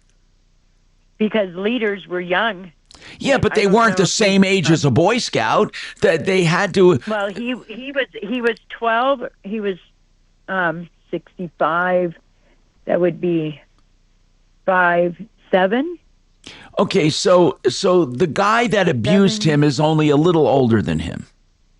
Right, and that's what they were finding out. There was older scout leaders. I see. Also, that were involved. I see. So there was all kinds of abuse. There was all kinds of abuse going on. Oh, that's and they covered it up since 1908. Now, let me ask you something. Your friend, how has this affected him? When did he actually come out and admit this happened, or was it a resurfaced memory, or how did it happen that he became aware of this? Well, there was a gentleman that filed a lawsuit against them, and actually a lot of them had regressed memory, and when that had come to light and he won, all of these other young men or men came out and said it had happened to them. Now they had a severity. That often happens, by the way, when somebody comes forward, the others start recalling, saying, you know what, they're not alone. I mean, that happens with a lot of sexual abuse. I mean, it does. It happens a lot. The floodgates open on these perverts. Yeah, and about 80,000. There's 80,000 victims around. You mean around the country? Yes, exactly. I don't know how many here in Colorado, but oh my gosh! They did it. They took it to bankruptcy court. Is what they did. Who did? And they awarded $2.46 billion to some kind of trust fund. First of all, are the Boy Scouts out of business because of this? No, they sure are not. They're still being sponsored today. Well, but that doesn't mean they're all bad today. I mean, there are a lot. I know a lot of good Eagle Scouts and stuff. I mean, exactly. But it was a way in for the bad ones. Let's put it that way. For a long time. For a long time, it was a haven. What you're saying, it was a haven for a long time. Yes, and who knows what happens today? I mean. So anyway, Cheryl, how can we help you? How can we help you? My heart goes out to this guy, man. If he's lived with this for 60, well, not quite 60, he's 60 years old. He's probably lived with this for 50 years. So what are you calling about? What does he need? Well, what occurred was, what I believe occurred is that when the trust fund offered up attorneys for these gentlemen to pursue a claim. Yes. That the firm that was basically hired was out just to get signatures for a matrix. So get as many signatures as you possibly can for the base amount that we're going to pay these people, let's say. When he fell into a tier 1, which would be the most or the highest level of abuse that occurred to these gentlemen, because they put him into tiers, is what they did. And his tier ranged from $614,000 to $2.7 million. Wait a minute. You mean individuals? Settlement. Individuals in tier Pardon? 1 were paid anywhere from $600,000 to $2 million, from $600,000 to $2 million each. Correct. Yes. Wow. That's why they would. Yeah. So it's got complicated. Well, Anyway, do the Boy Scouts have enough money to pay these claims? I didn't realize they were that rich. They've gone. $2.46 billion has been released from the trust fund. Well, hold on. claims. The Boy Scouts has that. They have that much money, and the Boy Scouts put up a trust fund. Right. And now they're trying to liquidate more of that to pay claimants. Right. Well, he didn't get paid. He wasn't. It wasn't proper. It was a firm out of Utah, and it wasn't proper because they weren't able to. They're not licensed in Colorado. They failed to disclose this to him. Well, And I don't that's why think. that's why I don't know what they're not fighting it in Colorado, though, are they? No, they did a bankruptcy court in Delaware, the highest court in Delaware. Tom, Go ahead. You're looking it up. Good, because I'm underwater here. Tell me about it. So they did go bankrupt in 2020, and they emerged from that in 23, and they renamed now to Scouting America. But at the time, the Boy Scouts of America is gone. Yeah, it's gone. They went bankrupt. And now it's called Scouting America. Right. But I think what our caller is referring to is a $2.4 billion victims compensation trust. And that was established to disperse payments to approximately 82,000 victims. So okay, that's 82,000. So what about him? How does he get it? Did he sign up for the class? I don't think you had to sign up for it, but at some point you had to submit a claim to the Victims Compensation Trust. Right, exactly. And he did. He did, and then what happened? They wanted additional information, and he was like, "I've already told them and submitted that. Why do they want additional?" Because the claim filing closed on November 16th, 2020. Did he claim before November 16th, 2020? Yes. But it sounds like they wanted additional information. The law firm out of Utah. It sounds like the trust wanted additional information from him, and did he provide them with that additional information, or did he feel like he shouldn't have? He gave them all the information that he could recollect. Okay, and that's what put him in. That's what classified him in the tier 1. So why isn't he getting paid? That's a good question, Mark. That's what we wanted. Well, he lost. I mean, the law firm that was represented him supposedly all correspondence has ceased. Okay, since this is a class, is it a class action? An actual class action? I don't know. Or is it a joinder? Sure. There's a fine distinction here. Go ahead. I'm sorry. Go ahead, Cheryl. What were you saying?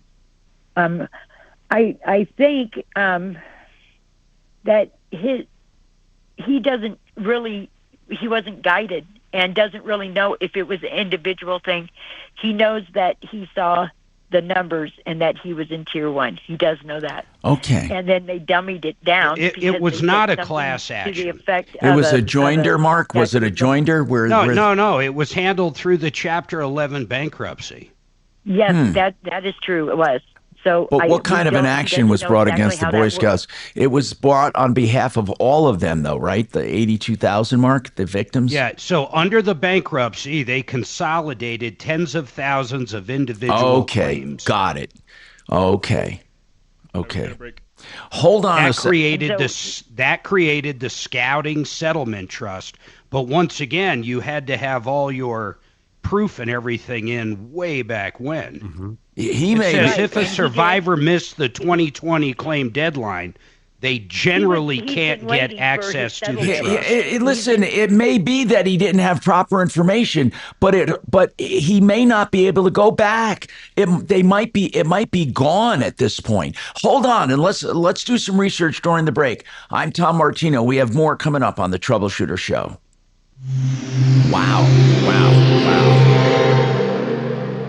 This is Dan Kaplis. Human life is the most valuable thing on earth. Our firm has a proven ability to deliver full civil justice in wrongful death cases. The most recent example is the $205 million jury verdict in the amusement park death case, a verdict that will make Colorado and America safer. We believe in fearless justice. We accept righteous wrongful death cases on a percentage fee basis. If you need our help, call 303-770-5551 or hit dankapleslaw.com. All right, Gravinas, I can't say enough about them. They started out with the dad, and then Larry took over for his dad back in, 88, I think. Before that, in the 60s. In the 80s, he started his own company on 950 West Evans. His son, Nick, now runs it. It's a family tradition. As I said, we hear daily about the great jobs they do, including Rolly Purefoy, who had his big dream home outfitted with Gravina's windows. Gravina has 50 lines, so they're bound to find one for you. Whether it's your dream house, a rental, or a fix and flip, they have the window for you. They have siding and doors. 950 West Evans, 303 Gravina, 303 Gravina. Okay, let's talk about Red Rocks Roof and Solar, which is now Alliance Roof and Solar, because they are doing commercial systems. Let me explain this to you. A commercial system doesn't have to be a factory or a warehouse. Now, it could be, but you can also have maybe a home-based business or an agri-based business. You should call to see if you qualify. Alliance Roof and Solar, there to serve you in your solar needs from beginning to end, including helping you sift through all of the federal subsidies that help pay for it. So why don't you call them? If you're interested in a commercial system and can get it paid for by the government and make money at it at the same time, 303-704-2449, 303-704-2449, redrocksrs.com.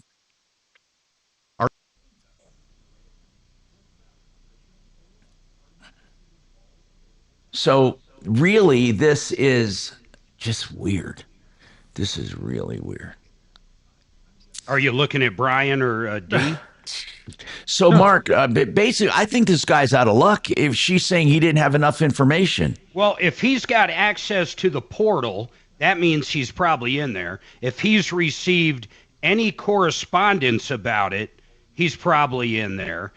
And if he received a check for $3,500 at one time, he was part of it, but that might have been all he gets. What's 80,000 times? She's thinking he's going to get $1 million. Did you say, how much did she say he already got? $3,500. $3,500. Okay, so he's in tier 6. No, wait, though. Hold on, D. She believed he should have been in tier 1. Right. Well, who cares what she thinks? He got paid out. Listen to this, though. Information anyway. You received any communications about filing a claim, receiving an initial expedited payment, e.g., $3,500 flat option, some chose in 2023. Okay, yeah, I have no idea what that means. I was just looking at... Well, I'm hoping it doesn't mean if you wanted the money, $3,500, you settled right then and there. Yeah, that's what I'm hoping. All I have in front of me is the 6 tiers. But if he actually got $3,500 from him, he was part of the case. Did she mention no doubt that? about it. Did she mention he got $3,500? Yes. Oh, I thought she mentioned. I don't remember that. I didn't hear her say that. Yeah. Well, who here I don't said know that if she got did or some not. money? I'm just reading something. Oh. That's why I said 3,500 times Oh. 80,000. She just kept saying that she believed that he was supposed to be in tier 1 with all the information that, that he gave. I wonder how that works. Like, I mean, like honestly, what's the difference? Oh, the multiple there's times. a description. No, there's a description of each tier. Like, And what's the description of the worst tier? That's tier 1. What is it? You really want me to read it? Yeah. Anal or vaginal penetration by adult perpetrator. that? Oh, okay. Includes anal or vaginal sexual intercourse, digital penetration, or penetration with a foreign object. What is that? What are you reading? I'm reading the description of tier one. Okay. That's the tier 1. Yes. Were there girls there? Girls, because it talks about vaginas. Were there girls in the Boy Scouts? Well, you know, some men can I have don't think vaginas. back then there were. Not back then. No. That was before that could happen. I don't know, Tom. I don't know. No, seriously. So they do mention females as well as males then? No, just all they mention is vaginas. Well, come on. No, I'm totally serious. But this was written in 2020. So by 2020, some people believe that male can have vaginas. I understand, but at the time they were abused many years ago, they did not have a vagina. Yes, but in 2020, it was. Did they go retroactive? I mean, if they abused him as a boy, they're still abused as a boy. I agree with you, but in some people's Boy, minds. if I ever thought we'd be having this conversation. Wait a minute. Weren't some scout leaders female and maybe they got abused?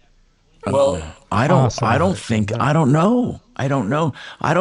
Why do they mention, seriously? They mention basically female and male victims both. Well, they mention female and male genitalia. Yeah, both. And a normal person like you, me, and Brian here would assume that means there were also girls involved. BKHOW, an iHeart radio station. Hi, Tom Martino, your troubleshooter. Cheryl, we got to clarify something. Did your friend get any kind of money at all? Did he get a $3,500 settlement?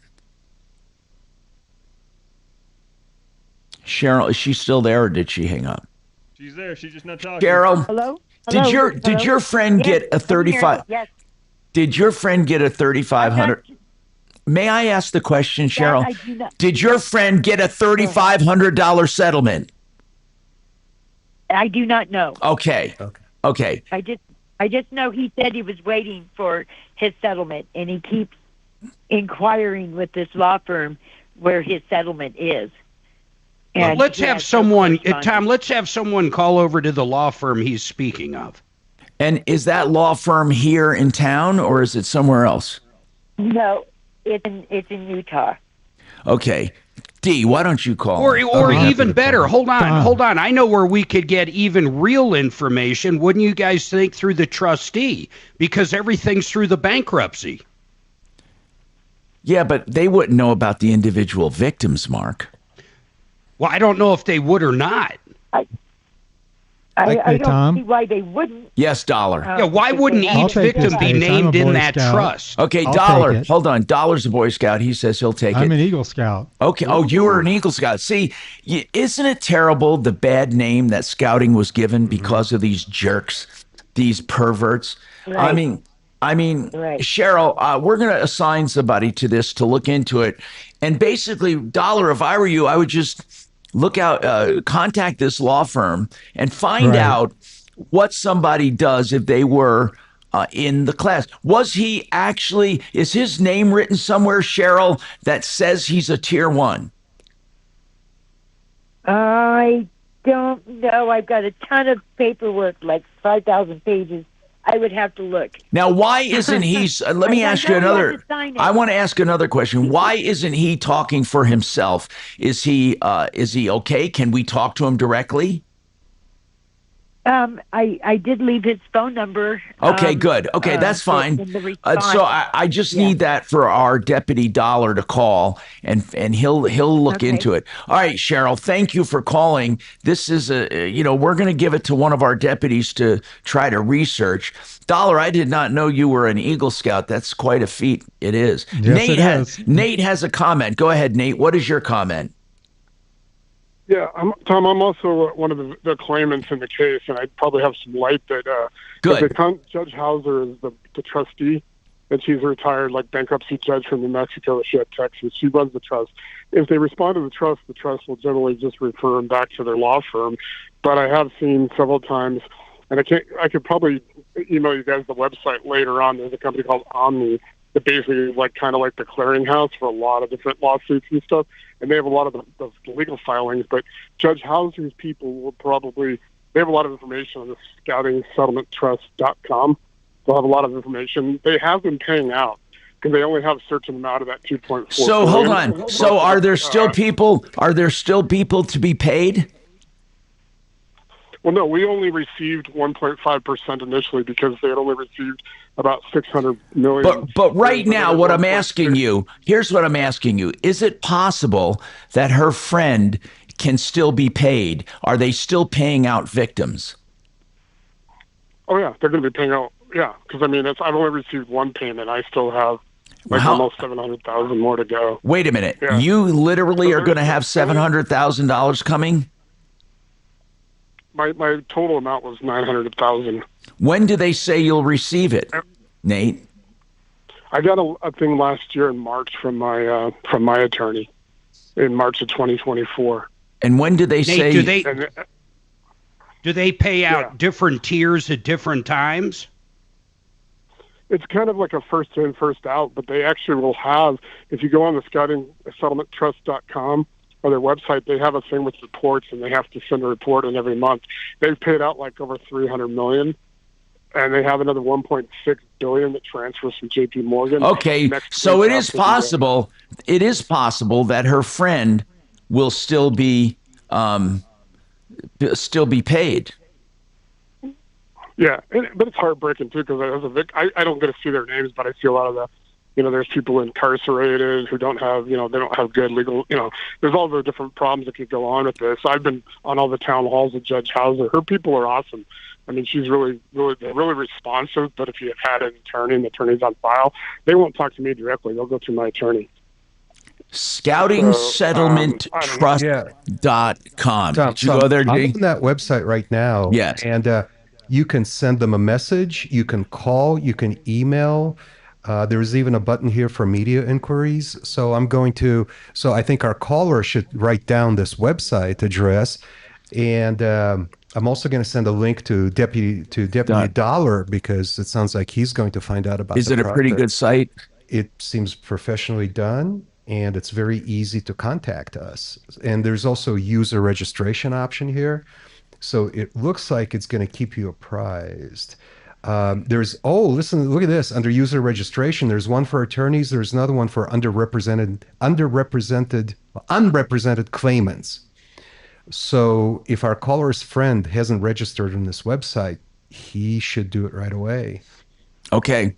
So it's not too late to register? I thought it was. Well, it may be too late to file a claim, but this is the site that manages these claims and the pay. Okay. And they'll apprise you of your payment status and your tier and stuff like that. All right. ScoutingSettlementTrust.com. That's a really great hint we just got from our commenting caller. Thank you, Nate. Okay, we got more coming up.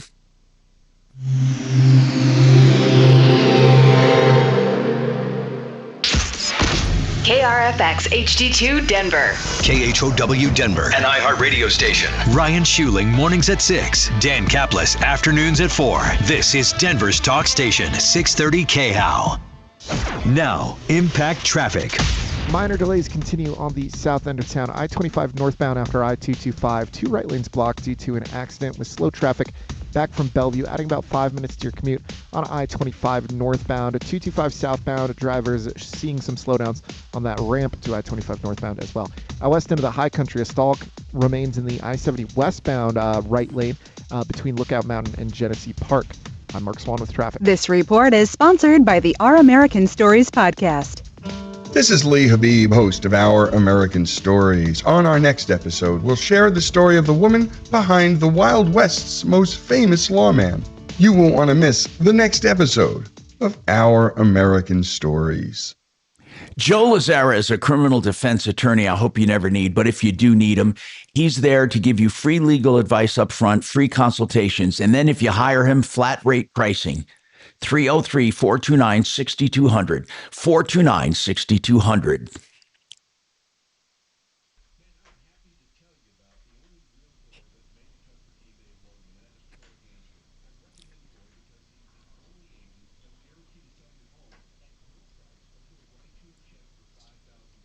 And I was an altar boy too, and never had any problems. Never saw. Right. Never saw any of And that. that case was huge. Yeah. Never saw any of that. Yeah, but it happened. That's for damn sure.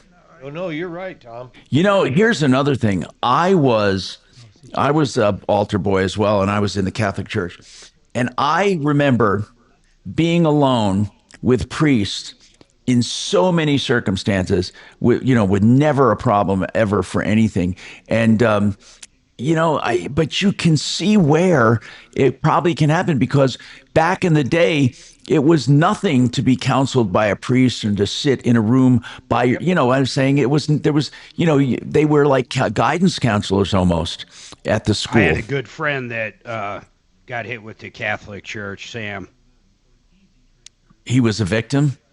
Yeah, he was a victim. I didn't know it. Oh, man. He was a good friend in South Jersey with me and my other friends. I mean, we all hung out and stuff. We never knew when we were, in our teenage years, but we found out like later on in our 30s all about it. I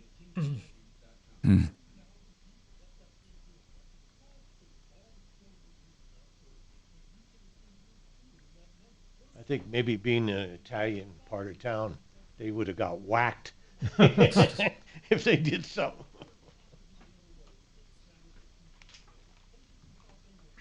Did you grow up in an Italian part of New York, Tom? Of course, my town, we had a section in my town for Italians, a section for Jews, and a section for Irish.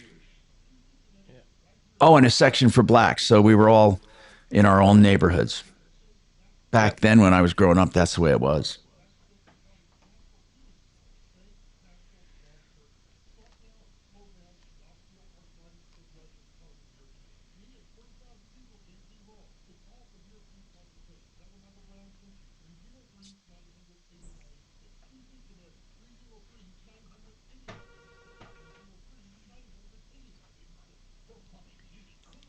Good afternoon, Tom Martino Show.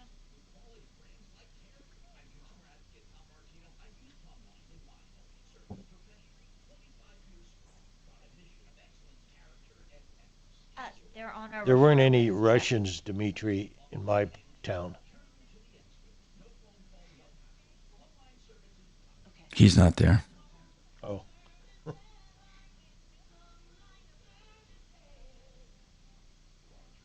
You hear back from anybody on that email I sent you? Yeah. Good. I had handled this once before, and I thought it was in the works. And I'm communicating with Henry directly. And the reason I'm doing that is because he had contacted me, and really there's nothing wrong. Nothing wrong went down. He was expecting to make a positive cash flow every month on his money, and I said it doesn't work that way. That's not what you're doing. And like I make on one $200 a month or $100 a month, and then if you have an expense, you go into the negative a little. But in the end, the equity is what saves you. You sell it for increase in equity.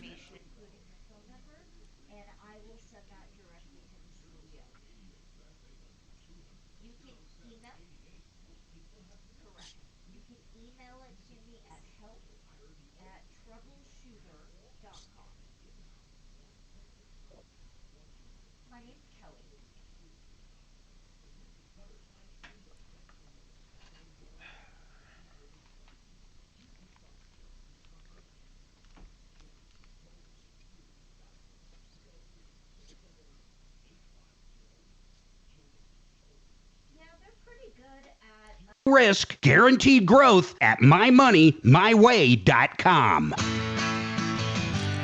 Hi, Tom Martino here, 303-713-TALK, 713-8255. So really, on this settlement, there are some strict deadlines. That's one thing for sure. So if he didn't get in by now, it's too late. It's just too late. And we mentioned something that I want to bring up. There are things called class action suits where a class is basically named. You can be part of a class either by joining or by your characteristics. You bought a certain time, you did this, you did that, you did this. You don't have to join anything. You're just covered in the class. In a class action, one case speaks for everyone. So the attorneys take it to court and they're paid first, and then the class is paid. The court has to certify the class and give criteria for the class. So to be part of a class, you have to meet the criteria that the court sets out. Then the people in the class don't appear in court unless they're part of the actual litigation, when a few of them could be called to be. You're automatically included in most classes. Some classes you have to actually sign up for. And the legal team controls everything, the strategy and the settlement, because the courts give them authority to do that. But normally, individual payouts are small because there are so many people involved. And also, there is something called, and I brought this up before because I've had these cases brought in the past. We've gone after people with what's called a joinder lawsuit. That's different than a class action. And that's what I asked about this. I don't think this is a joinder case, though. I think this is simply a consolidation by the bankruptcy court. I don't think it's either a joinder or a class action. There were just so many cases against Boy Scouts that the trustee put themselves in charge. So Mark's instincts were correct that we should talk to the trustee, actually. They're kind of like in charge of this thing. Anyway, a joinder suit was where there's no class certification at all. Everyone is named in the lawsuit that they came across. You're in a lawsuit, you're in a lawsuit, you're in a lawsuit too. So, but it's not a real class. And then each person must actively participate. So you get your turn to go before the judge or to argue your case or to agree to a settlement. Damages are individualized in a joinder. Although it's one action, all of the damages are individualized. It's not an equal division. So that's why I thought this sounded like a joinder. Now, by the way, here are some examples. Customers were misled by a store, and there's like 100 customers that were misled. Or neighbors were harmed by a construction project. Or employees were affected by some workplace policy. So the joinder suit, it requires a lot of effort on people in the suit, both the people, the plaintiffs themselves and their attorneys. But usually the compensation is more than you would get in a class action suit. And it's not for huge groups, it's for smaller groups. The payout size is bigger than a class action, and you get much control over your individual settlement, and individual participation is required, unlike a class action where you just sit back. And the court does not have to approve joinder suits. They just bring them and start one count after another. So you're a count in a lawsuit. They're not separate lawsuits. Okay, so let's see. In this particular case, Deputy Dollar is going to be checking. Stephanie, what's going on with you, Stephanie? How can we help you? Hi. What's happening? So we are part of Parker, and we are taking our daughter, who's 4, and our friends who have a daughter who's 4 years old, to the Shrek Theater play. Uh-huh. And I don't know if you've heard anything about this, but in the last couple of days, it's been on the news, and the Shrek cast is making a political stance. What? They are talking. They're talking about protesting. So basically, we bought the tickets because our daughter loves Shrek. She was excited to go see it for her birthday, so we were getting ready. How are they protesting? Are they boycotting the show? Are they saying they're not going to put on the show? They are in. I guess there's a segment that doesn't follow the movie, and they wave pride flags around, and it made people upset, saying, "Hey, we were not aware. This is a family-friendly play. We just didn't want our kids exposed to it. We wish there was some sort of warning so we knew, like a disclosure." And so I believe the Pace Center, from what I've been seeing, the Pace Center requested that they don't do that, but they said no. And so they insisted on doing the pride demonstration within the play. Correct. And they then stopped in the middle of the play and said they were asked to not wave them, but they said we're protesting this. Okay. We don't agree with it. We're going to continue Why to move can't on. they just do a freaking play? Honest to God. That is what I am saying. And then that had happened, and we were trying to get a refund, just trying to get out of the So hold on, were you in there when this happened, when they stopped the play? I was not. It was posted online with the Parker Living in Parker group on Facebook. So it was just a snippet. They told people to film it because they want it out there that they know that they're protesting, everything like that. And then they're protesting the Pace Center because the Pace Center won't allow them to do it inside the play. But they will. They said the Pace Center says we requested it, but they're their own entity, so we cannot force them to. And the last one, they brought up the Minneapolis issue that's going on. So they're kind of making it a bigger thing. Why? So wait a minute. Why can't they just do the Shrek play without political statements? Because they said it's that important and they're saying Shrek is all about being inclusive and accepting everyone, no matter what they identify as. Well, then if that's what it's about, the kids will get the message in the play itself. I agree it is about not judging by appearance. I agree, but you can get that message without a protest. Yes, and that is exactly it. And it's like, if that is what it is, then that is fine. And if that's what you want to do, but my issue and all 8 of us who are going issue, and I believe other people, because Lutheran High School pulled their sponsor from them because they didn't feel comfortable with it, and it's just causing all kinds of waves. And it's so anyway. What's the bottom line is you want a refund? You got a right? break, brother. Okay, let's take this break. Hold on, we'll be right back with you, Stephanie. This is terrible. Now, impact traffic. Minor delays continue on the south end of town. I-25 northbound after I'm saying we're heading toward a civil war, man. With slow traffic. I don't mean like violence necessarily. No, violence. I-25 northbound, 225 southbound. Drivers seeing some Look what they're doing in Minneapolis. Ramps to I-25. There's a Westward article about it. Country stall. I'm reading the Channel 9 article I-70 about westbound, right lane. What are they actually protesting? I'm Mark Swan with traffic. This report is sponsored by the Our American Stories podcast. This is Lee Habib, host of Our American Stories. On our next episode, we'll share the story of the woman behind the Wild West's most famous lawman. You won't want to miss the next episode of Our American Stories. Hey, Fix It 24/7 for plumbing, heating, cooling, electric, and drains now in Colorado Springs. By the way, $39 if you've never had it done gets you a furnace refurbishment. They take it apart, they clean every nook and cranny and put it all back together, clean, tune, and check for just $39 if you've not had it done. They want to be your company, including the Springs. Why don't you go to the website, find out more, fixmyhome.com. Fixmyhome.com.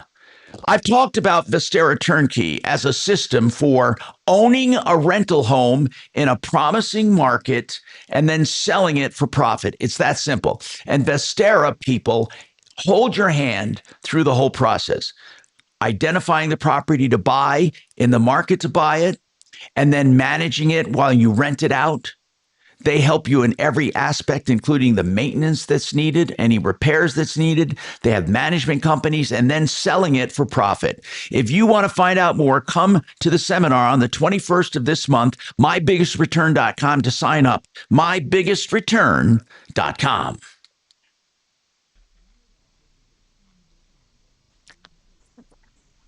So what are they protesting, Dimitri? What are they actually doing? It's so it's a combination of a demonstration and protesting. They want to do a demonstration. What are they demonstrating? What they're demonstrating is by exhibiting these LGBTQ flags, which have nothing to do with the subject matter of the show, right? This is a children's show about Shrek, right, and various characters. So then during the play, they're doing this or demonstrating. Yes. And then they break the fourth wall. And look at the Westward magazine. They have good pictures showing all this. And then they began to stop the show to tell the audience how they were requested by the theater to stop displaying these flags, right? Because it's disturbing to the content and the flow of the show. And now, based on what our caller just told us, it sounds like they also want to introduce some protests into this now, which I assume has something to do with Trump, ICE, and the criminal illegals that are being rounded up. Why can't they just leave it out of it? Because these are self-important, woke, weasel assholes. You forgot DEI. Yeah, that's no, seriously. Why can't we just? Feelings there, D. I hate to say this, but why can't we just all get along? I mean, no, seriously. We all have strong political views and feelings and opinions, but they don't have to be expressed in something that has nothing to do with it. In a show for children, right? Exactly. You're just there to see Shrek. Dimitri, did you look at the Westward page on it? No, it's disgusting. Oh, I'm sure it's revolting. And let me check this out. Yeah, it's exactly how I pictured them acting. Yeah, absolutely. Yeah, this is an. I'd pull my grandkids out of there. Yeah, this is not a show. This is indoctrination for children. And if you look at this fat cast. Mark,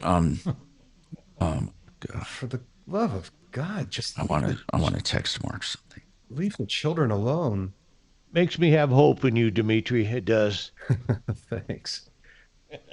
I mean, these are fat, pudgy, LGBTQ activists, demonstrators, self-important losers. Self-important. It says they can't use them anymore, though. No, they were there. The town said they lacked the authority to prohibit the display of these flags. The center simply asked them to stop doing this. Kick the show out. And they said, hell no. And the very next performance, they went out and did it again. And not only did that again, but they actually stopped the show to talk about how they were asked not to interrupt the show anymore and just go and dance and sing and bounce around, whatever the fuck they're supposed to do.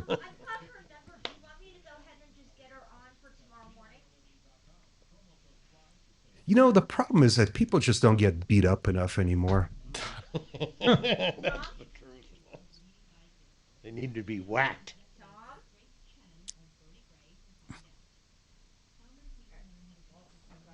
Yeah, we got 90 seconds.